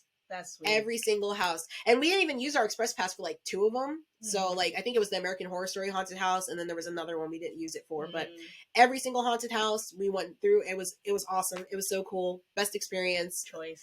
Good guest services from Universal because they didn't even ask us for proof. If we had actually been there, they didn't even ask us for proof. Not saying you should game the system. We were good. We were there, and we were willing to provide proof that we were there. We had a receipt to show that we were there the night before. Yeah. But like we were ready. We were like, we can give you the receipt, and they're like, no, we don't need any of that. We give you your ticket number. You could see when we scanned it. No, they didn't want any of it. So, but yeah. Like we said last week, we'll probably do Hollow Scream at SeaWorld as well, and then this as well. And then if there's any other little haunted attractions that we have the time to go to, because there's a lot in Orlando. So there's plenty. There's a lot of drive-through haunted houses. Then of course you've got the oh gosh, what is it, like a car wash haunted house? I've seen that one. We have to make sure that we take plenty of videos when we go to these events, like not videos of the events themselves, obviously, because I know like at Halloween Horror Nights we can't film inside of the we're not in the big leagues yet. We can't film inside of the haunted houses, but we definitely got to make sure we take plenty of videos, of the scare zones and plenty of videos of our antics while we're there so we can share them with you guys. I'll get a lot of video of me reviewing drinks and food. Oh, I can't wait. That's going to be great. I'll be like, this is dank. Hold up the food. This is also dank. This is also dank. So yeah. Last of Us, Halloween Horror Nights. Get ready. Cordyceps is infecting Orlando in September. Yeah. And I, for one, am terrified of the clickers. So it's going to be great. All right, so wrapping everything up with our fun topic of the week. Sorry, I have one more thing really quick. If we could just have Pedro Pascal's, just his sexy little knee come out of like a boo hole and then go back in, that'd be fine. Anyway, I'm done. Scary. No, I think that'd be different kind of scary. All right, so our next fun topic that we're going to be doing is going to be a little bit different than what we usually do. I was going to do this in the tier list format, but because I couldn't figure out how to do this with just words, we're going to do this in our own little tier list. So everybody knows horror movie tropes. There are a lot of them. There's more than what's even on the list that I put. I have 26. Yeah, because I named one and you were like, it's not on the list. Yeah, no, there's a lot more, but we're going to just rank some of the most known and popular ones. We'll both have our own rankings of them, kind of say where we put them. And we're just going to rate what we think of each trope. So without further ado, I don't think I shared this with you. No. Let me share it with you real quick. Okay, we're sharing. Sharing's caring. Sharing is caring. It is absolutely very caring. good to do. I'm going to send that to you now so you can have your own version of the list. Thank you. That's very kind of you. But yeah, so I actually think what I will do too is I will probably make this public, this list itself public, and like let people go and look at it if they want to. So that way they can see, what we've got, and maybe even, say, hey, this is what I think. You should. Sorry. Here we go. We're there. All right. I see it. Gina just popped in. Yay. Okay. All right, so the first one at the top, we got to start with the ever classic, ever, realistic one, the jump scare. So the jump scare is, as you guys know it's the moment where, usually something jumps out and they play a loud noise. Yep. And Five Nights at Freddy's entire existence is basically based off this concept. And they did it very well for a long time. Mm-hmm. Mm-hmm. But yeah, the jump scare... some iconic jump scares: the red guy, or lipstick demon in Insidious, the scissors in The Exorcist 3, the guy walking behind with the scissors to chop off the nurse's head in The Exorcist 3. Books. That was not a jump scare.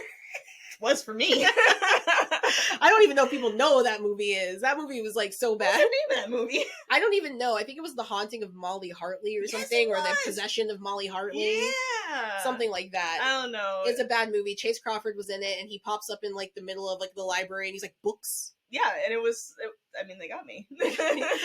Yeah, so where would you rank the jump scare on your list? Wow, okay. 1 through 26. 1 through 26. Or how would you rate it? Let's make it a little bit easier. How would you rate it? Okay, jump scare, I like a movie with jump scares in it.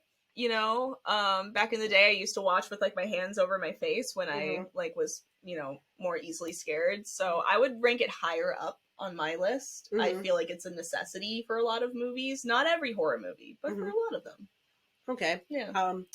For me, I would say I'd probably rank it a little bit lower on my list. I'd say, like, if I was going to rate it, like, give it a skull rating, I would say it'd probably be like a 2 out of 5 of importance for me as far as tropes go. Most jump scares I can see coming, so it kind of ruins it for me. There's also too many horror movies that use the fake out jump scare, which we'll talk about later.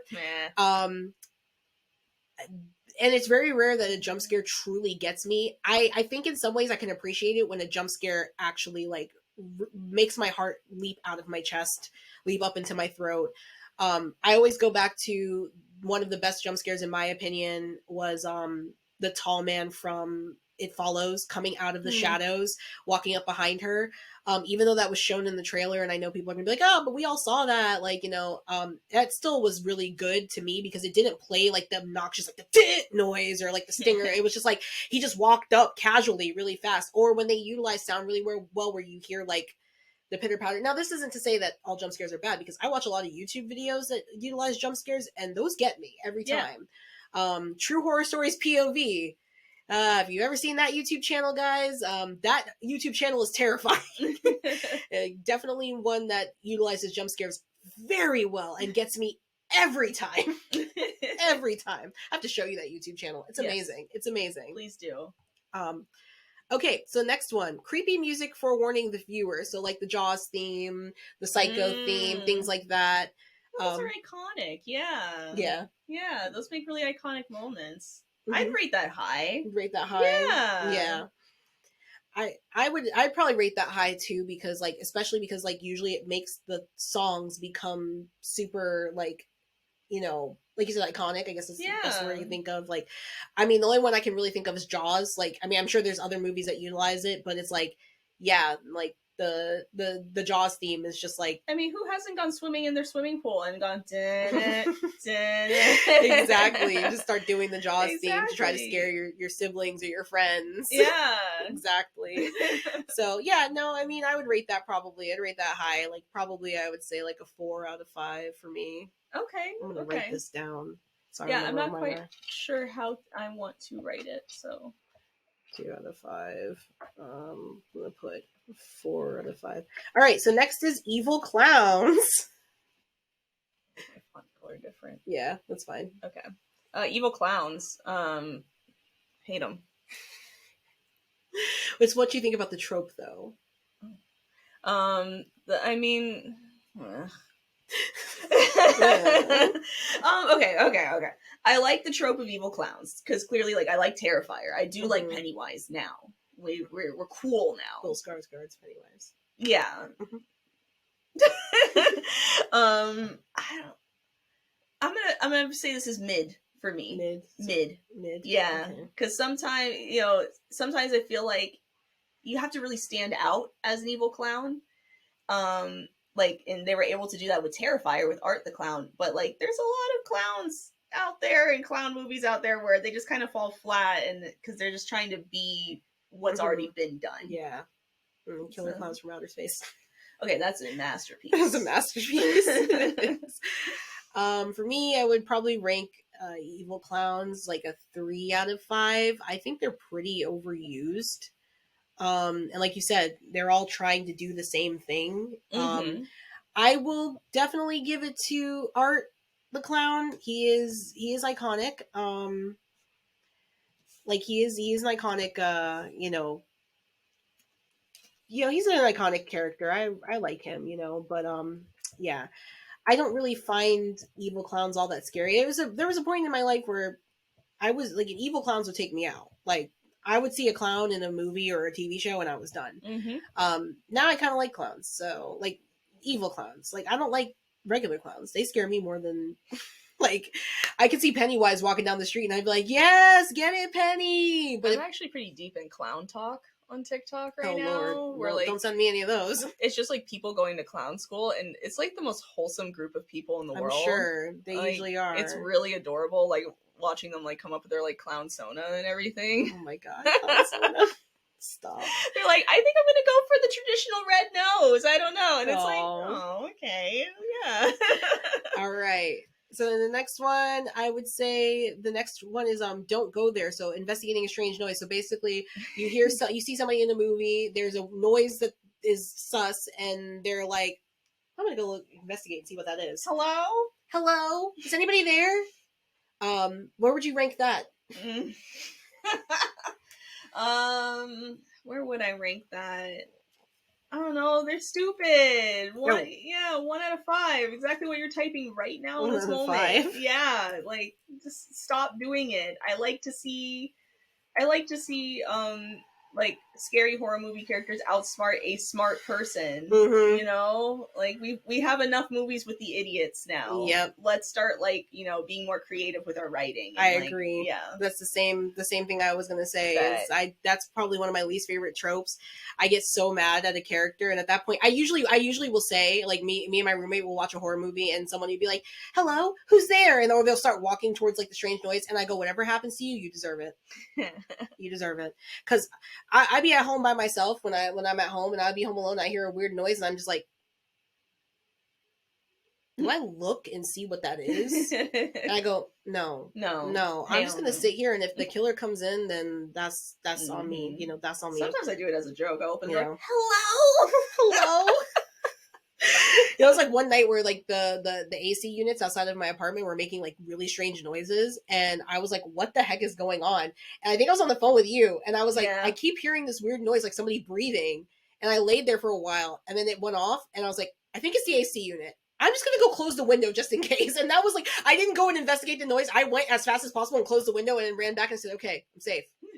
You know, like, but I was like, I'm not gonna go investigate. I'm not gonna go open the window. Like, I didn't even open the curtain. Like, I just I reached underneath and closed the window. Like, I was like, if there's someone standing out there and they're gonna stab me, like, they'll get my hands. You know, they'll get my hands. You know, but it was the AC unit. I did confirm the next day because I heard the sound during the day and my window was open and the blinds were open. I was like, oh, it's the AC unit. So it's all good. It's not a person. Obviously, I'm still here. So yeah, truth. All right, so the next one, girl runs and falls. So that's the girl running from the killer. Oh, and then trips and falls. 1 out of 5. 1 out of 5. I roll my eyes at this every time. Yeah, I would say the same thing. Because they don't even trip over anything. If they tripped over something, that would be, you know, okay. But no, they trip over nothing. Trip over my dreams and ambitions. I remember there was this one YouTube video I watched. It was actually really good, where this guy was like coming home from like work on Halloween, and he ended up like running into this jester character that was trying to do magic tricks for him. And like I was watching a YouTuber react to it. I was watching Corey Kenshin react to this video, and like when the guy doesn't react properly to the clown or the jester, I guess he was more of a jester, to his magic tricks, like the jester starts to play tricks on him, like to hurt him. And so there's one part where he's running and he trips and falls, and Corey goes, no, I gotta rewind that and look and see what he tripped over. And he's like, he didn't trip over anything. He's like, he starts raging for like a good like 5 minutes. Then he hits play, and it turns out the jester tied the guy's shoes together. Oh. and he just puts bruh, the bruh noise, and goes bruh, and he's just like he's like, his shoelaces were tied. That's kind of funny. It's one of those things where it's like, just wait 5 seconds, baby. But it would have been the same reaction I would have had too. Absolutely. I would have like started raging, like, this guy just tripped over nothing. Oh, his shoelaces. I'm happy you got that on camera. Like, oh, his shoelaces. Okay. Next up is the crazy girl that no one believes. 1 out of 5. I was gonna say 2 out of 5 for me. Because it can be effective. I thought it was really effective in The Invisible Man. Okay. I thought it was really effective in that movie. It can be effective, but most of the time, and it's not just, I guess, it's not just reserved to crazy girl. It can be crazy guy. It can be like, you know, that nobody believes that the killer is after them, or that there's a monster, or that there's a ghost. I feel like that's pretty much what all horror movies sort of hinge on, is like nobody believing.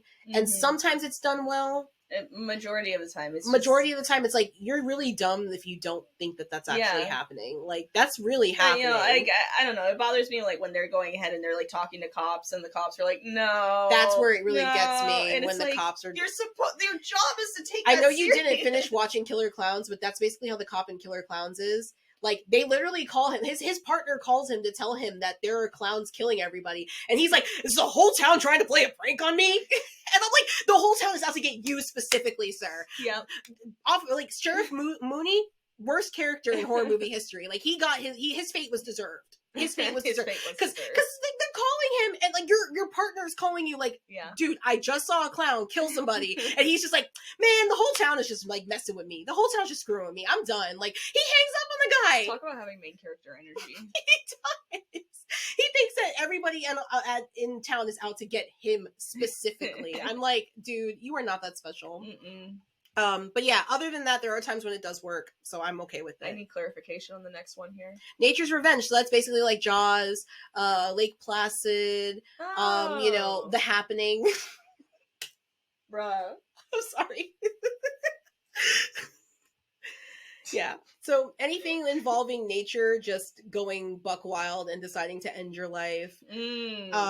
I'm gonna say 3 out of 5 for me, because some of those movies are really, really good, like Jaws, and then some of those movies are like completely unbelievable, like Lake Placid. Yeah, I'm doing 2 out of 5. Arachnophobia is another one that's like really, really believable. And horrifying, absolutely horrifying. Do not want that to happen to me. Like, I don't know. For me, Nature Revenge, with sharks, it's cool. I don't know. I'm also kind of like low-key thinking about movies like Twister and stuff, and I'm like, ugh. I didn't really consider Twister a horror movie, though. No, I mean, depends on the person. Yeah, I considered it like a drama. Yeah. I mean, Twisters themselves are scary, and the opening of Twister is pretty scary. I guess I was thinking more like just weather-related horror. No. Sharknado.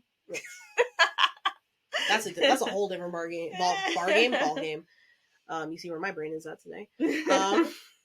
All right, so the next one is everyone split up. So, where Okay, everybody's, there's a bunch of people like in a group and something bad is happening and they're like, everybody split up and we'll figure things out. And that's a 1 out of 5 for me. Let's split up, gang. Yeah. AKA Fred just wants to be alone with Daphne. Yeah. Yeah, no, that's a 1 out of 5 for me. When people split up in horror movies, that pisses me off because I'm like, look, I get it. Technically, you don't know you're in a horror movie. You're not aware. But like, if you're in any sort of dangerous situation, if you're in any sort of situation where there's a potential that you could be harmed, the last thing you want to do is leave the people that you're with. That's the last thing you want to do. If I'm in a cabin in the woods and there's these people, like, there's something weird going on outside, I'm not going to let one of my friends go out there by themselves to investigate. I may not want to go out there, but I'm going to go with you. I'm going to go, you know what? Strength in numbers. But, you got these people in these horror movies being like, everybody, we got to split up. Maybe the killer won't catch us. And it's like, he's going to catch one of you at least. And then you're going to find their body hanging from a tree. Like, it's so stupid trope. Hate that. I kind of like it because it does give I only gave it a 2 out of 5, so I don't like it a lot, but I kind of like it because it does give the ability in a movie where now you're jumping to different people's perspectives and you're seeing how what they're finding out while they're split up is connecting to each other. It's sad right now. I can't really think about a movie that utilizes this, but I do feel a lot of the Dark Pictures anthology like video games do this very well. I was thinking of the Friday the 13th video game too. That as well, yeah. Where I feel like it's used very well, where you finish a scene with one person and now you're jumping to somebody else, and they're like in a cave versus this person was in the cabin, and you're seeing how everything comes together. Yeah. So if used that way, I like it. But it's not always used well. No, so it's I'm not only doing a 2 out way. of 5. Yeah. I think it works really well in video game format because especially if you're playing a video game that has a story like that where you can jump from like story to story to story. Yeah. One of my favorite video games of all time absolutely is Heavy Rain. Yeah. And even though that's not a horror game, it's like a dark crime thriller. It was amazing to play through that game and see how each person's story like played out and finding out how they all connected to this killer and everything like that. And every decision you made affected, but you weren't playing them all at once. They weren't all in the same area. It was different days. It was different times. One moment you're a detective and you're having to do detective work. Another moment you're a private investigator and you're going around talking to all these people. Another moment you're a journalist and you're a dad trying to find his son, Jason. Like it's awesome to play stories like that. I mean, I love those story-based games. Like I love I loved Quantic Dreams games. Detroit Become Human was another one of my favorite games, even though again, not a horror game.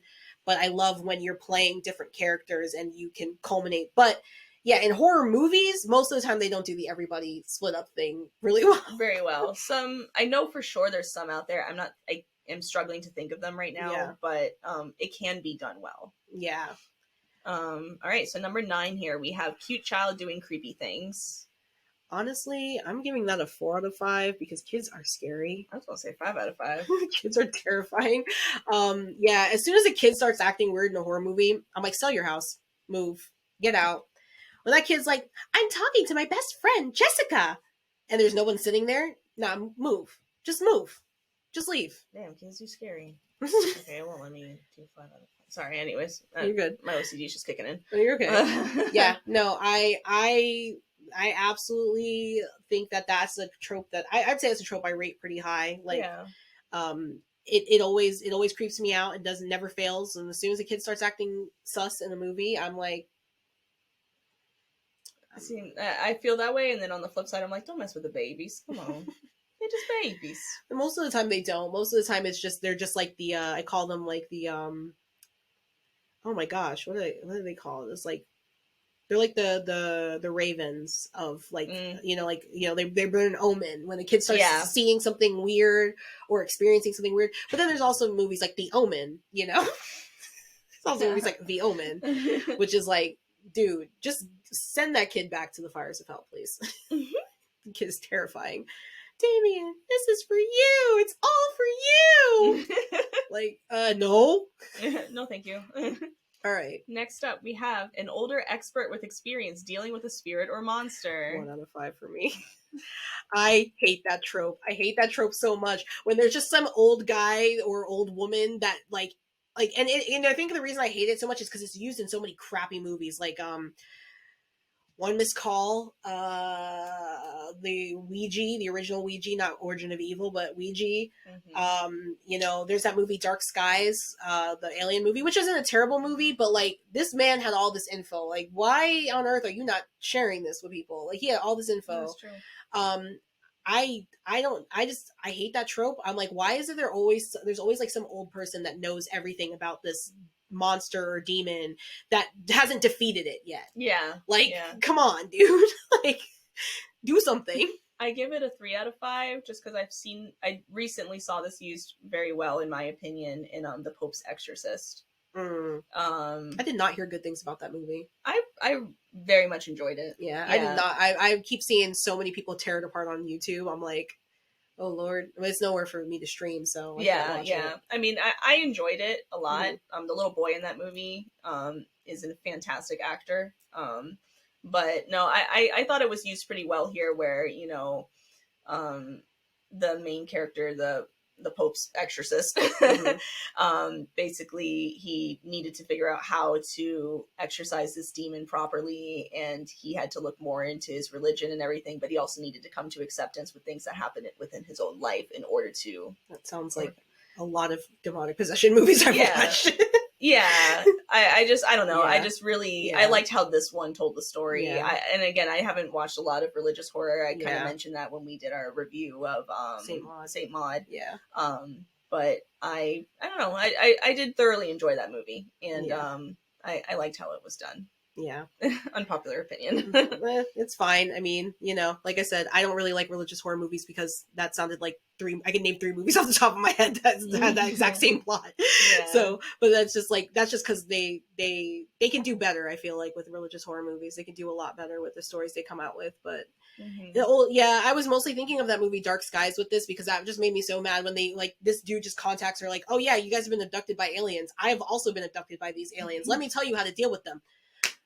Sir, sir, you should be going to the government. Well, it's because he's also the crazy girl that no one believes. Exactly. He was a crazy girl that no one believes. All right, moving on. Evil Doll Come to Life. I'm giving that a 5 out of 5 because I hate dolls. I also am giving that a 5 out of 5 because that's one of my favorite types of horror movies to watch. Yep, I hate dolls. I absolutely find them terrifying. Child's Play, do have a lot of love for that movie.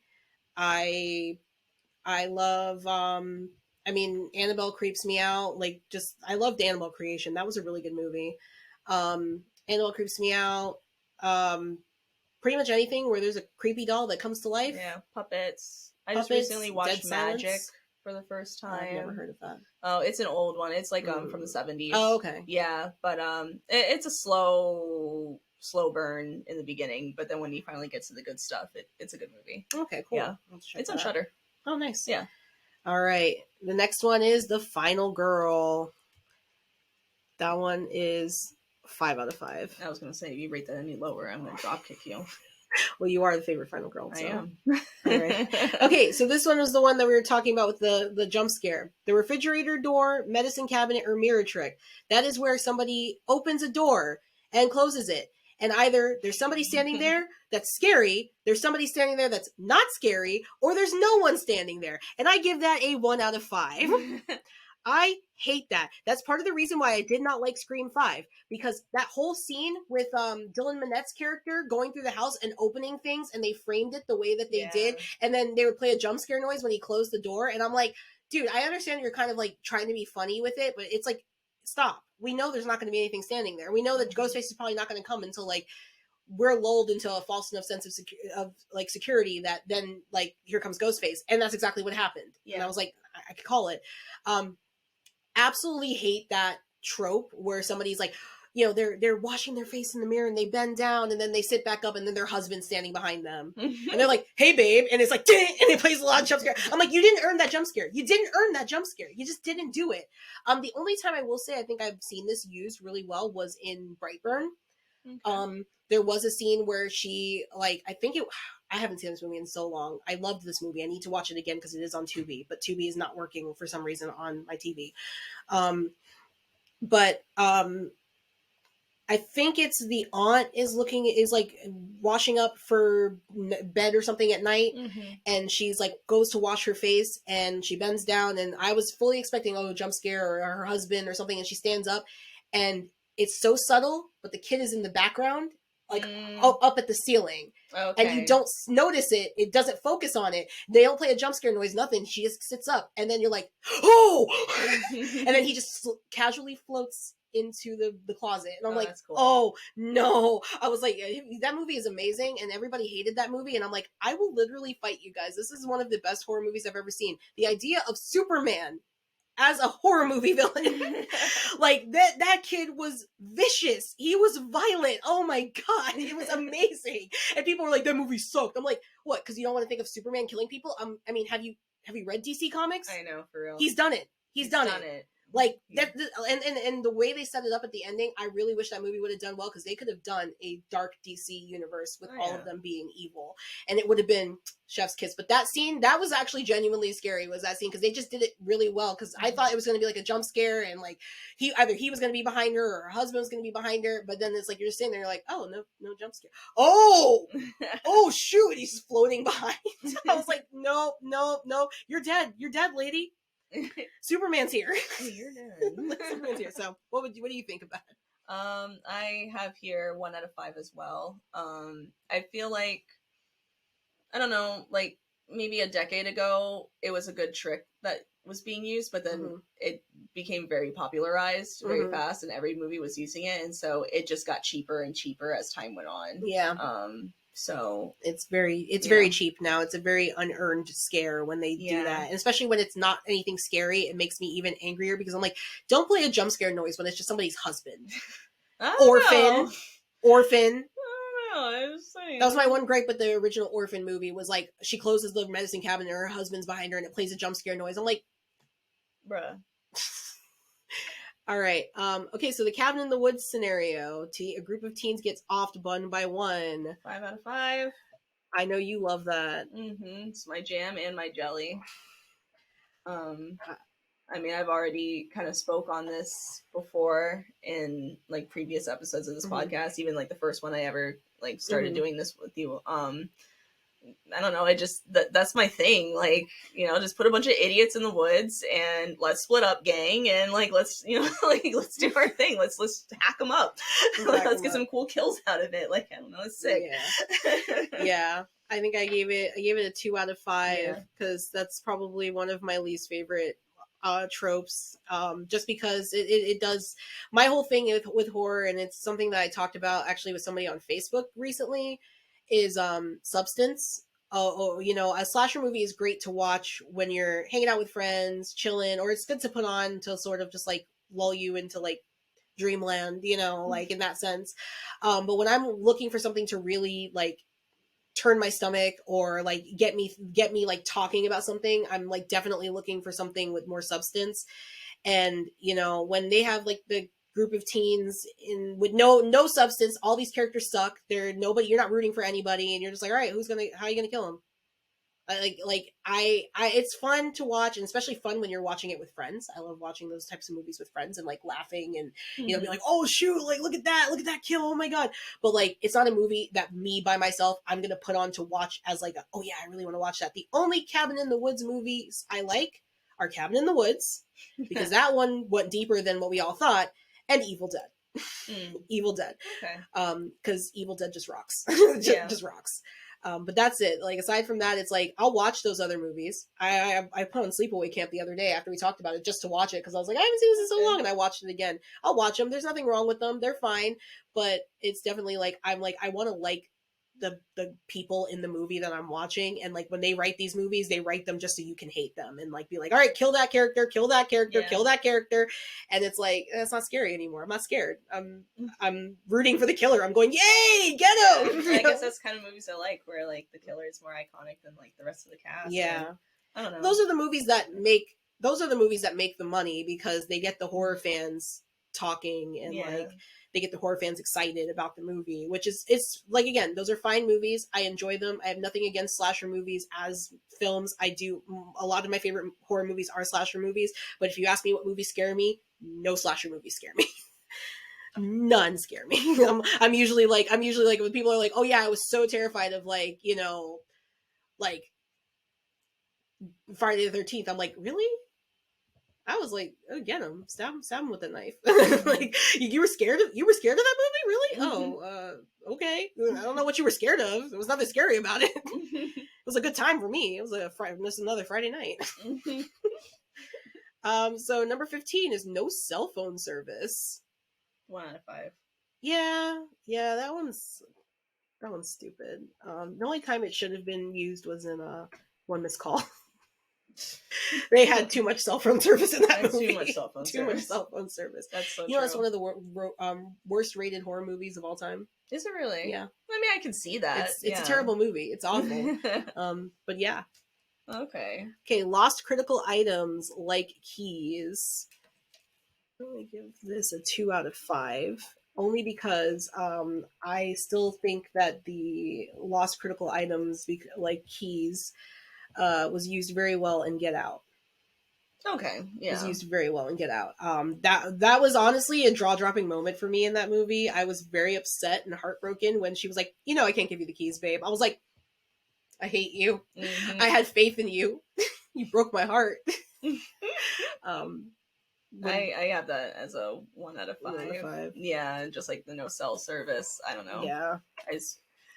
I feel like there's more creative ways we can do those things. Yeah, there is. Next thing, I kind of agree with the same thing. Car won't start. 1 out of 5. Again, there's more creative stuff we can do. I mean, it's been done, and in the movies where it's been done, I appreciate it. But like, we can move forward now, and we can start trying to do other things with writing, and you know, maybe create new tropes out of that can then be overdone, and then we're looking for something else. Yep. Number 18, the smug know-it-all, the non-believer. So we kind of talked about this with the crazy girl that no one believes. I gave that a 1 out of 5. I hate that trope. We were talking about it with Officer Mooney. I don't like people when you have games or movies or anything where you have like that person that thinks they either know everything that's going on and, you know, or they don't believe it. Because I'm like, I look at the situation you're in. If you're in a situation where there's like a guy coming at some kids with a hatchet to kill them, and they come to you and they're like, this person's trying to kill me with a hatchet. And you're like, no, they're not. Yeah, it's the gaslighting character. No one likes the gaslighting character. It's the same thing as like the one character in The Conjuring, the cop that they have there, you know, for posterity in case things get out of hand, and he's like smug the whole entire time until the demon bites him on the face. Then all of a sudden he's like, oh, I'll take a guy with a gun any day. You know, it's like, yeah. Maybe don't make fun of these two when they're telling you like to be safe, like, you know. And he kept seeing weird stuff, and then like being like, no, it's just the wind. No, it's like, shut up. No, it wasn't. You're scared. Must have been the wind. Must have been the wind. Okay, so then the abandoned place. 5 out of 5 for me. Oh God, sorry. No, I started like typing in the middle of your sentence. I give that a 3 out of 5. I like me a good abandoned place, but it's also used quite often in found footage horror. Welcome to Hoarders. That's scary now. That is scary. But no, found footage horror movies, abandoned places are used quite often. I mean, I typically just like watching, you know, people exploring abandoned places as is. And I don't know, there was a horror movie I turned on last night. I fell asleep in the middle of it, but essentially it was kind of like a spree. Oh, where okay. This guy's trying to be like relevant on social media. Oh, I've heard of that one. I wanted to watch that. Yeah, totally unlikable character, but that's what I heard. He's very unlikable. He's very unlikable, but the video, I mean, from what I saw, because again I fell asleep in the middle of it. It definitely feels like a YouTube channel, which is pretty cool. But yeah, you know, I like that trope being used. You know, people exploring abandoned places in horror movies, even when they use it in Hell House LLC. Yes. Like in the second one and everything. It's another great usage of it. So I think if used in found footage horror, can be very good. All right. Next one, I put it's Vengeful Spirit. I put 5 out of 5 because I love The Grudge. Oh yeah. She is salty ghost. She is the most vengeful spirit of all time, and I love her. I would do anything for her. I can get down with a vengeful spirit as long as the vengeful spirit story makes sense. Mm-hmm. There are a lot of vengeful spirit stories, one missed call, that make no sense. I'm really on a kick about that because I just watched a YouTube video about it recently. You're really coming for one. Yeah, I watched today. a YouTube video. I think it was Elvis the Alien and Bionic Pig did a YouTube video where they watched the movie and made fun of it, and it's hilarious video. Definitely watch it if you haven't seen it. Mm-hmm. But it is absolutely one of those movies where the vengeful spirit story makes no sense, and it's why are you killing random people that have nothing to do with your nothing to do with why you died. And I think that's a lot of the problem with American J-horror remakes, is that it makes no sense why they're doing that, because you're taking away the cultural element of you take away the cultural element of the Japanese culture, basically. You take that away from when you remake it and you try to put the setting in America. The Grudge didn't do that, but and neither did The Ring. The Ring kind of tried to just make it be she's just really supernatural. We don't know. She's a demon or something. I don't know. She's a demon or something. I don't know. Another really bad example, another really good example of the vengeful spirit is the movie Shudder. I love that movie. I love both the Thai version and the American version, because they did it right. She was vengeful against these people who harmed her, and it's kind of a good for her movie. It's good for you. Good for you, sis. But yeah, no, I love me a vengeful spirit. I can get down with a vengeful spirit as long as the vengeful spirit is not just killing random people because she can. So what did you put for yours? Back at Vengeful Spirit, I gave it a 3 out of 5. I don't know. It's not my usual cup of tea in horror movies. I don't hate it. I just don't appreciate it as much as you do. Yeah. Yeah. So I give it a 3 out of 5. Yeah. I can always get down with a vengeful spirit. Okay. Then the weapon being just out of reach while you're being choked. 2 out of 5 for that one. 1 out of 5 for me. Is again overdone. We can do something else that's a lot more creative. Mm-hmm. Absolutely. Let's challenge our writers. I know we're on a writer's strike, but also let's do better. Let's do better. Yep. Okay, so then the lights turning out as the killer approaches. 5 out of 5. 5 out of 5. 5 out of 5. That scares me every single freaking time. I don't think it's used enough. It's not used enough. The only thing is, and I was telling Gina about this the other day. So the movie Lights Out, for some reason, everybody loves that movie. That movie's absolute garbage, in my opinion. Watch the original YouTube video that movie's inspired by, and then come back to me and tell me that Lights Out is an amazing movie, because Lights Out does not do any service to that trope. The movie, it doesn't do any service, especially because it takes away what made the video so scary. First of all, the YouTube video, it's happening in her house. It's happening in the main character's house. It's not in a random street or anything like that. It's happening in her house. And then second of all, the monster just looks so much scarier when you finally did see it in the YouTube video versus in the movie. Because in the movie, they made her all burnt. They made her all crispy looking. And in the YouTube video, she just has a really creepy big smile that stretches across her face and her eyes are all white. And it's horrifying. Just a quick shot of her sitting there crouched over looking at you. No, I wouldn't want to wake up and see that. I'd rather see the burnt version of her. But even still, as bad as that movie is, the opening scene of that movie is one of the scariest scenes in any movie that I've ever seen, because the idea of being alone and the lights are turning on and you see nobody there, and then the light turns off and you see someone standing there, and then the light turns on and then the light turns off, and it's getting closer and closer and closer, and you're cool. Oh crap, you're dead. Yeah. You're dead. Also used very effectively in the Powerpuff Girls. Yes, the Powerpuff Girls. We did talk about that. Yeah, sorry, I just gotta bring that up again. Terrifying thing, and it's not used enough in horror. It needs to be used more. I think it can be used really well in a lot of instances. Also, shout out to my older brother who used to scare me like that when I was a kid, where he would turn the lights off and then turn them back on and be closer to me, and then turn the lights off and then turn them back on and be closer to me. No shout out, actually. No shout out. Yes, Thank you for the trauma. I know you're listening. Exactly. Okay, then running down the middle of the road while being chased by a car. I say 3 out of 5. I haven't seen that used very much. The only time I really saw that used was in The Strangers Prey at Night, and I hated that movie, so that's the only time I've really seen that used. I've seen it used. Not remembering movie names right now. I feel like it was used in Halloween. One of the Halloween movies. Not the first Halloween. No. I just mean like one of them. But anyways, no, I've definitely seen it be used before, and I don't know. I feel like the chick running from the car always looks hot. So I mean, I would love to play that scene. I'd be like, oh my god, a car! Oh no! Oh my gosh. All right. We're getting close to the end here. Yeah. Okay, so it wasn't the number 24 is It Wasn't Really Dead. I put 1 out of 5 because I hate sequel setups. You have not earned a sequel yet. You haven't earned a sequel yet until people have seen the movie. So don't set it up for a sequel. It's just a call out to writers.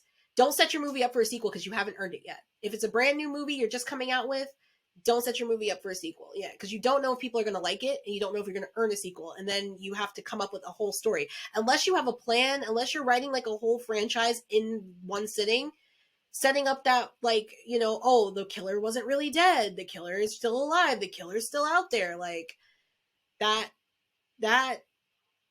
pisses me off. Because I'm like, unless you've earned that sequel, you don't get the right to say, we're going to set this up for a sequel. We're going to leave it open. The only one I will give a free pass to is Nightmare on Elm Street, because he did not want to do that. The studio forced him to. So okay. I will give him a free pass for that, because that's why the ending looks so bad, with her, like, him pulling her through the window, and it's clearly a dummy. Yeah. Because Wes Craven literally did not care. He did not want to do a sequel. And they were like, no, you have to set it up because we want to, like, continue doing this. And it's like, but you don't know if people like it yet. It's brand new. Nobody knows. Nobody knows. So that's the only reason. The only times I will accept it is if it's something that's already an established franchise and you know there's like 10 other movies, then it's like, okay, that's fine. But if it's like if you're writing a slasher movie or any sort of horror movie today and you're going to put it out, don't leave it open for a sequel just in case people don't like it. That's all I'm saying. You can leave it open enough, but just close the door. Like, you know, close the door a little bit. I put a 3 out of 5 because I want to challenge you to actually do it right. It can be done right. It can be. You know, I think it's a pretty bold move when it's like, I know my movie's that freaking good. But yeah, no, just, yeah, I think it can be, I challenge for it to be done right. Yeah. No, yeah. I think that, I mean, I think it can be. I just get mad at sequel setups, especially when it's a movie that's not good. And then they give it a sequel anyways, just because they already set it up. I'm like, no, you didn't deserve that. You didn't deserve that sequel. You didn't earn that sequel from me. So that's kind of my, like, approach to it.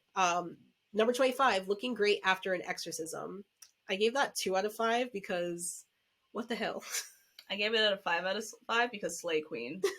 If you can look good after an exorcism, like, I ain't gonna be mad at you, okay? I ain't never been exorcised before. But I know when I exercise, I don't usually look the best after. No. And if sorry. It's true. I'm just saying, like, if you could look like, you know, you got that full beat on your face and like your edges are laid and like you're looking amazing, like, go off, queen. Go off. You're an icon in my eyes. I do want to say this is not a trope I see used very often in exorcism movies. Most of the time, people don't look that great after they're done being exorcised. No. They look like they've been through hell. So kudos to the writers for not doing that too many times. I think the biggest, most egregious example of this was the Exorcist movie, because Reagan just looked like she had never gone through all of that trauma. She just was like, "Hi guys," like running down the stairs. Off, Reagan. Like Reagan, you were like, your head was spinning. Your bones should be broken. Your post-exorcism look. Like your bones should be broken now. Like, you shouldn't even be alive. Your head spun. Nobody's head does that. Her head spun straight to the runway. My God. But, you know, I will give the kudos that she made my head spin. We don't do that too often, thankfully. All right, the last one, final one, perfect for the final one. One Last Scare. I gave that 4 out of 5 because I like it better when they make you think that they're going to scare you and they don't, or when they set it up. Like, I will say, like, the movie The Woman in Black, not one of my favorite horror movies, but I love the ending when they zoom in on the woman in black and she looks dead at the camera. That's terrifying. And it's not really a scare, But it's awesome It is because she just like scary. she zooms in and she just like it zooms in and then she just looks at the camera and dead straight down the lens and you're like, don't come after me now. I didn't do anything. I'm not involved with this. Get Harry Potter. Get him. I have nothing to do with it. I know he's gone now, but get him. Like Get him. that has nothing to do with it. Mm-mm. Yeah, there's some great like one last scare moments and also one last almost scare moments. I love the ending of The Conjuring is probably one of my one last like almost scare moments when it's just showing you the mirror on the music box and it's playing the song and then it stops and you think they're going to show something and then it doesn't. Yeah. It's like, I remember in the theater just being on the edge of my seat like, I don't want to see it. I don't want to see it. And then it just cut to black. I was like, oh. You just get that breath. They're like, oh, finally, mercy. But the one last scare moments can be really good, well utilized as well. I mean, I say always go for it. Don't shy away from Sinister is one of the best examples for me with one last scare where it's like showing you the scene like God, I'm trying to remember the ending. It's showing you like the eight Super 8 films and it's like showing you how it's like they're still there, they're still going, and it's panning back, and then the Bagul just jumps in front of the camera and it plays that one last that got me so good the first time I watched it because I was just like, okay, wow, that was a pretty good movie. That was pretty good. Oh crap! I was like, he pulled in like a toasty, like he was like toasty. He pulled in on that. I was like, oh my God, my heart just stopped. My whole heart. But yes, no. So yeah, that's us ranking our favorite tropes or least favorite tropes or the most common tropes of horror. There you go. If you have any different tropes that you think we missed, you can let us know. You can let us know how you feel about these tropes. If you disagree with us, if you agree with us, whatever. Yeah, that's pretty much it for that one. Yeah. It's a long list of tropes, but I thought we'd do something a little bit different. I wish we could have done it in a tier list thing, so we could have done like the S tier, but like unfortunately, like couldn't figure out how to do it with words. It's all right. It's all right. We did the best we could. Yeah. All right. So yeah, thank you guys so much again for listening to today's episode. If you like what you hear and are afraid to miss an episode, you can catch us every Wednesday at noon over on Spotify, Google Podcasts, or wherever you choose to listen. Catch up with us over on Instagram, Facebook, and TikTok at Dial H for Horror Podcast, and feel free to check out our Patreon for exclusive content under the same name. Once again, I've been Shay. And I've been Gina. Be safe out there, and we'll see you all in the next episode. Stay spooky.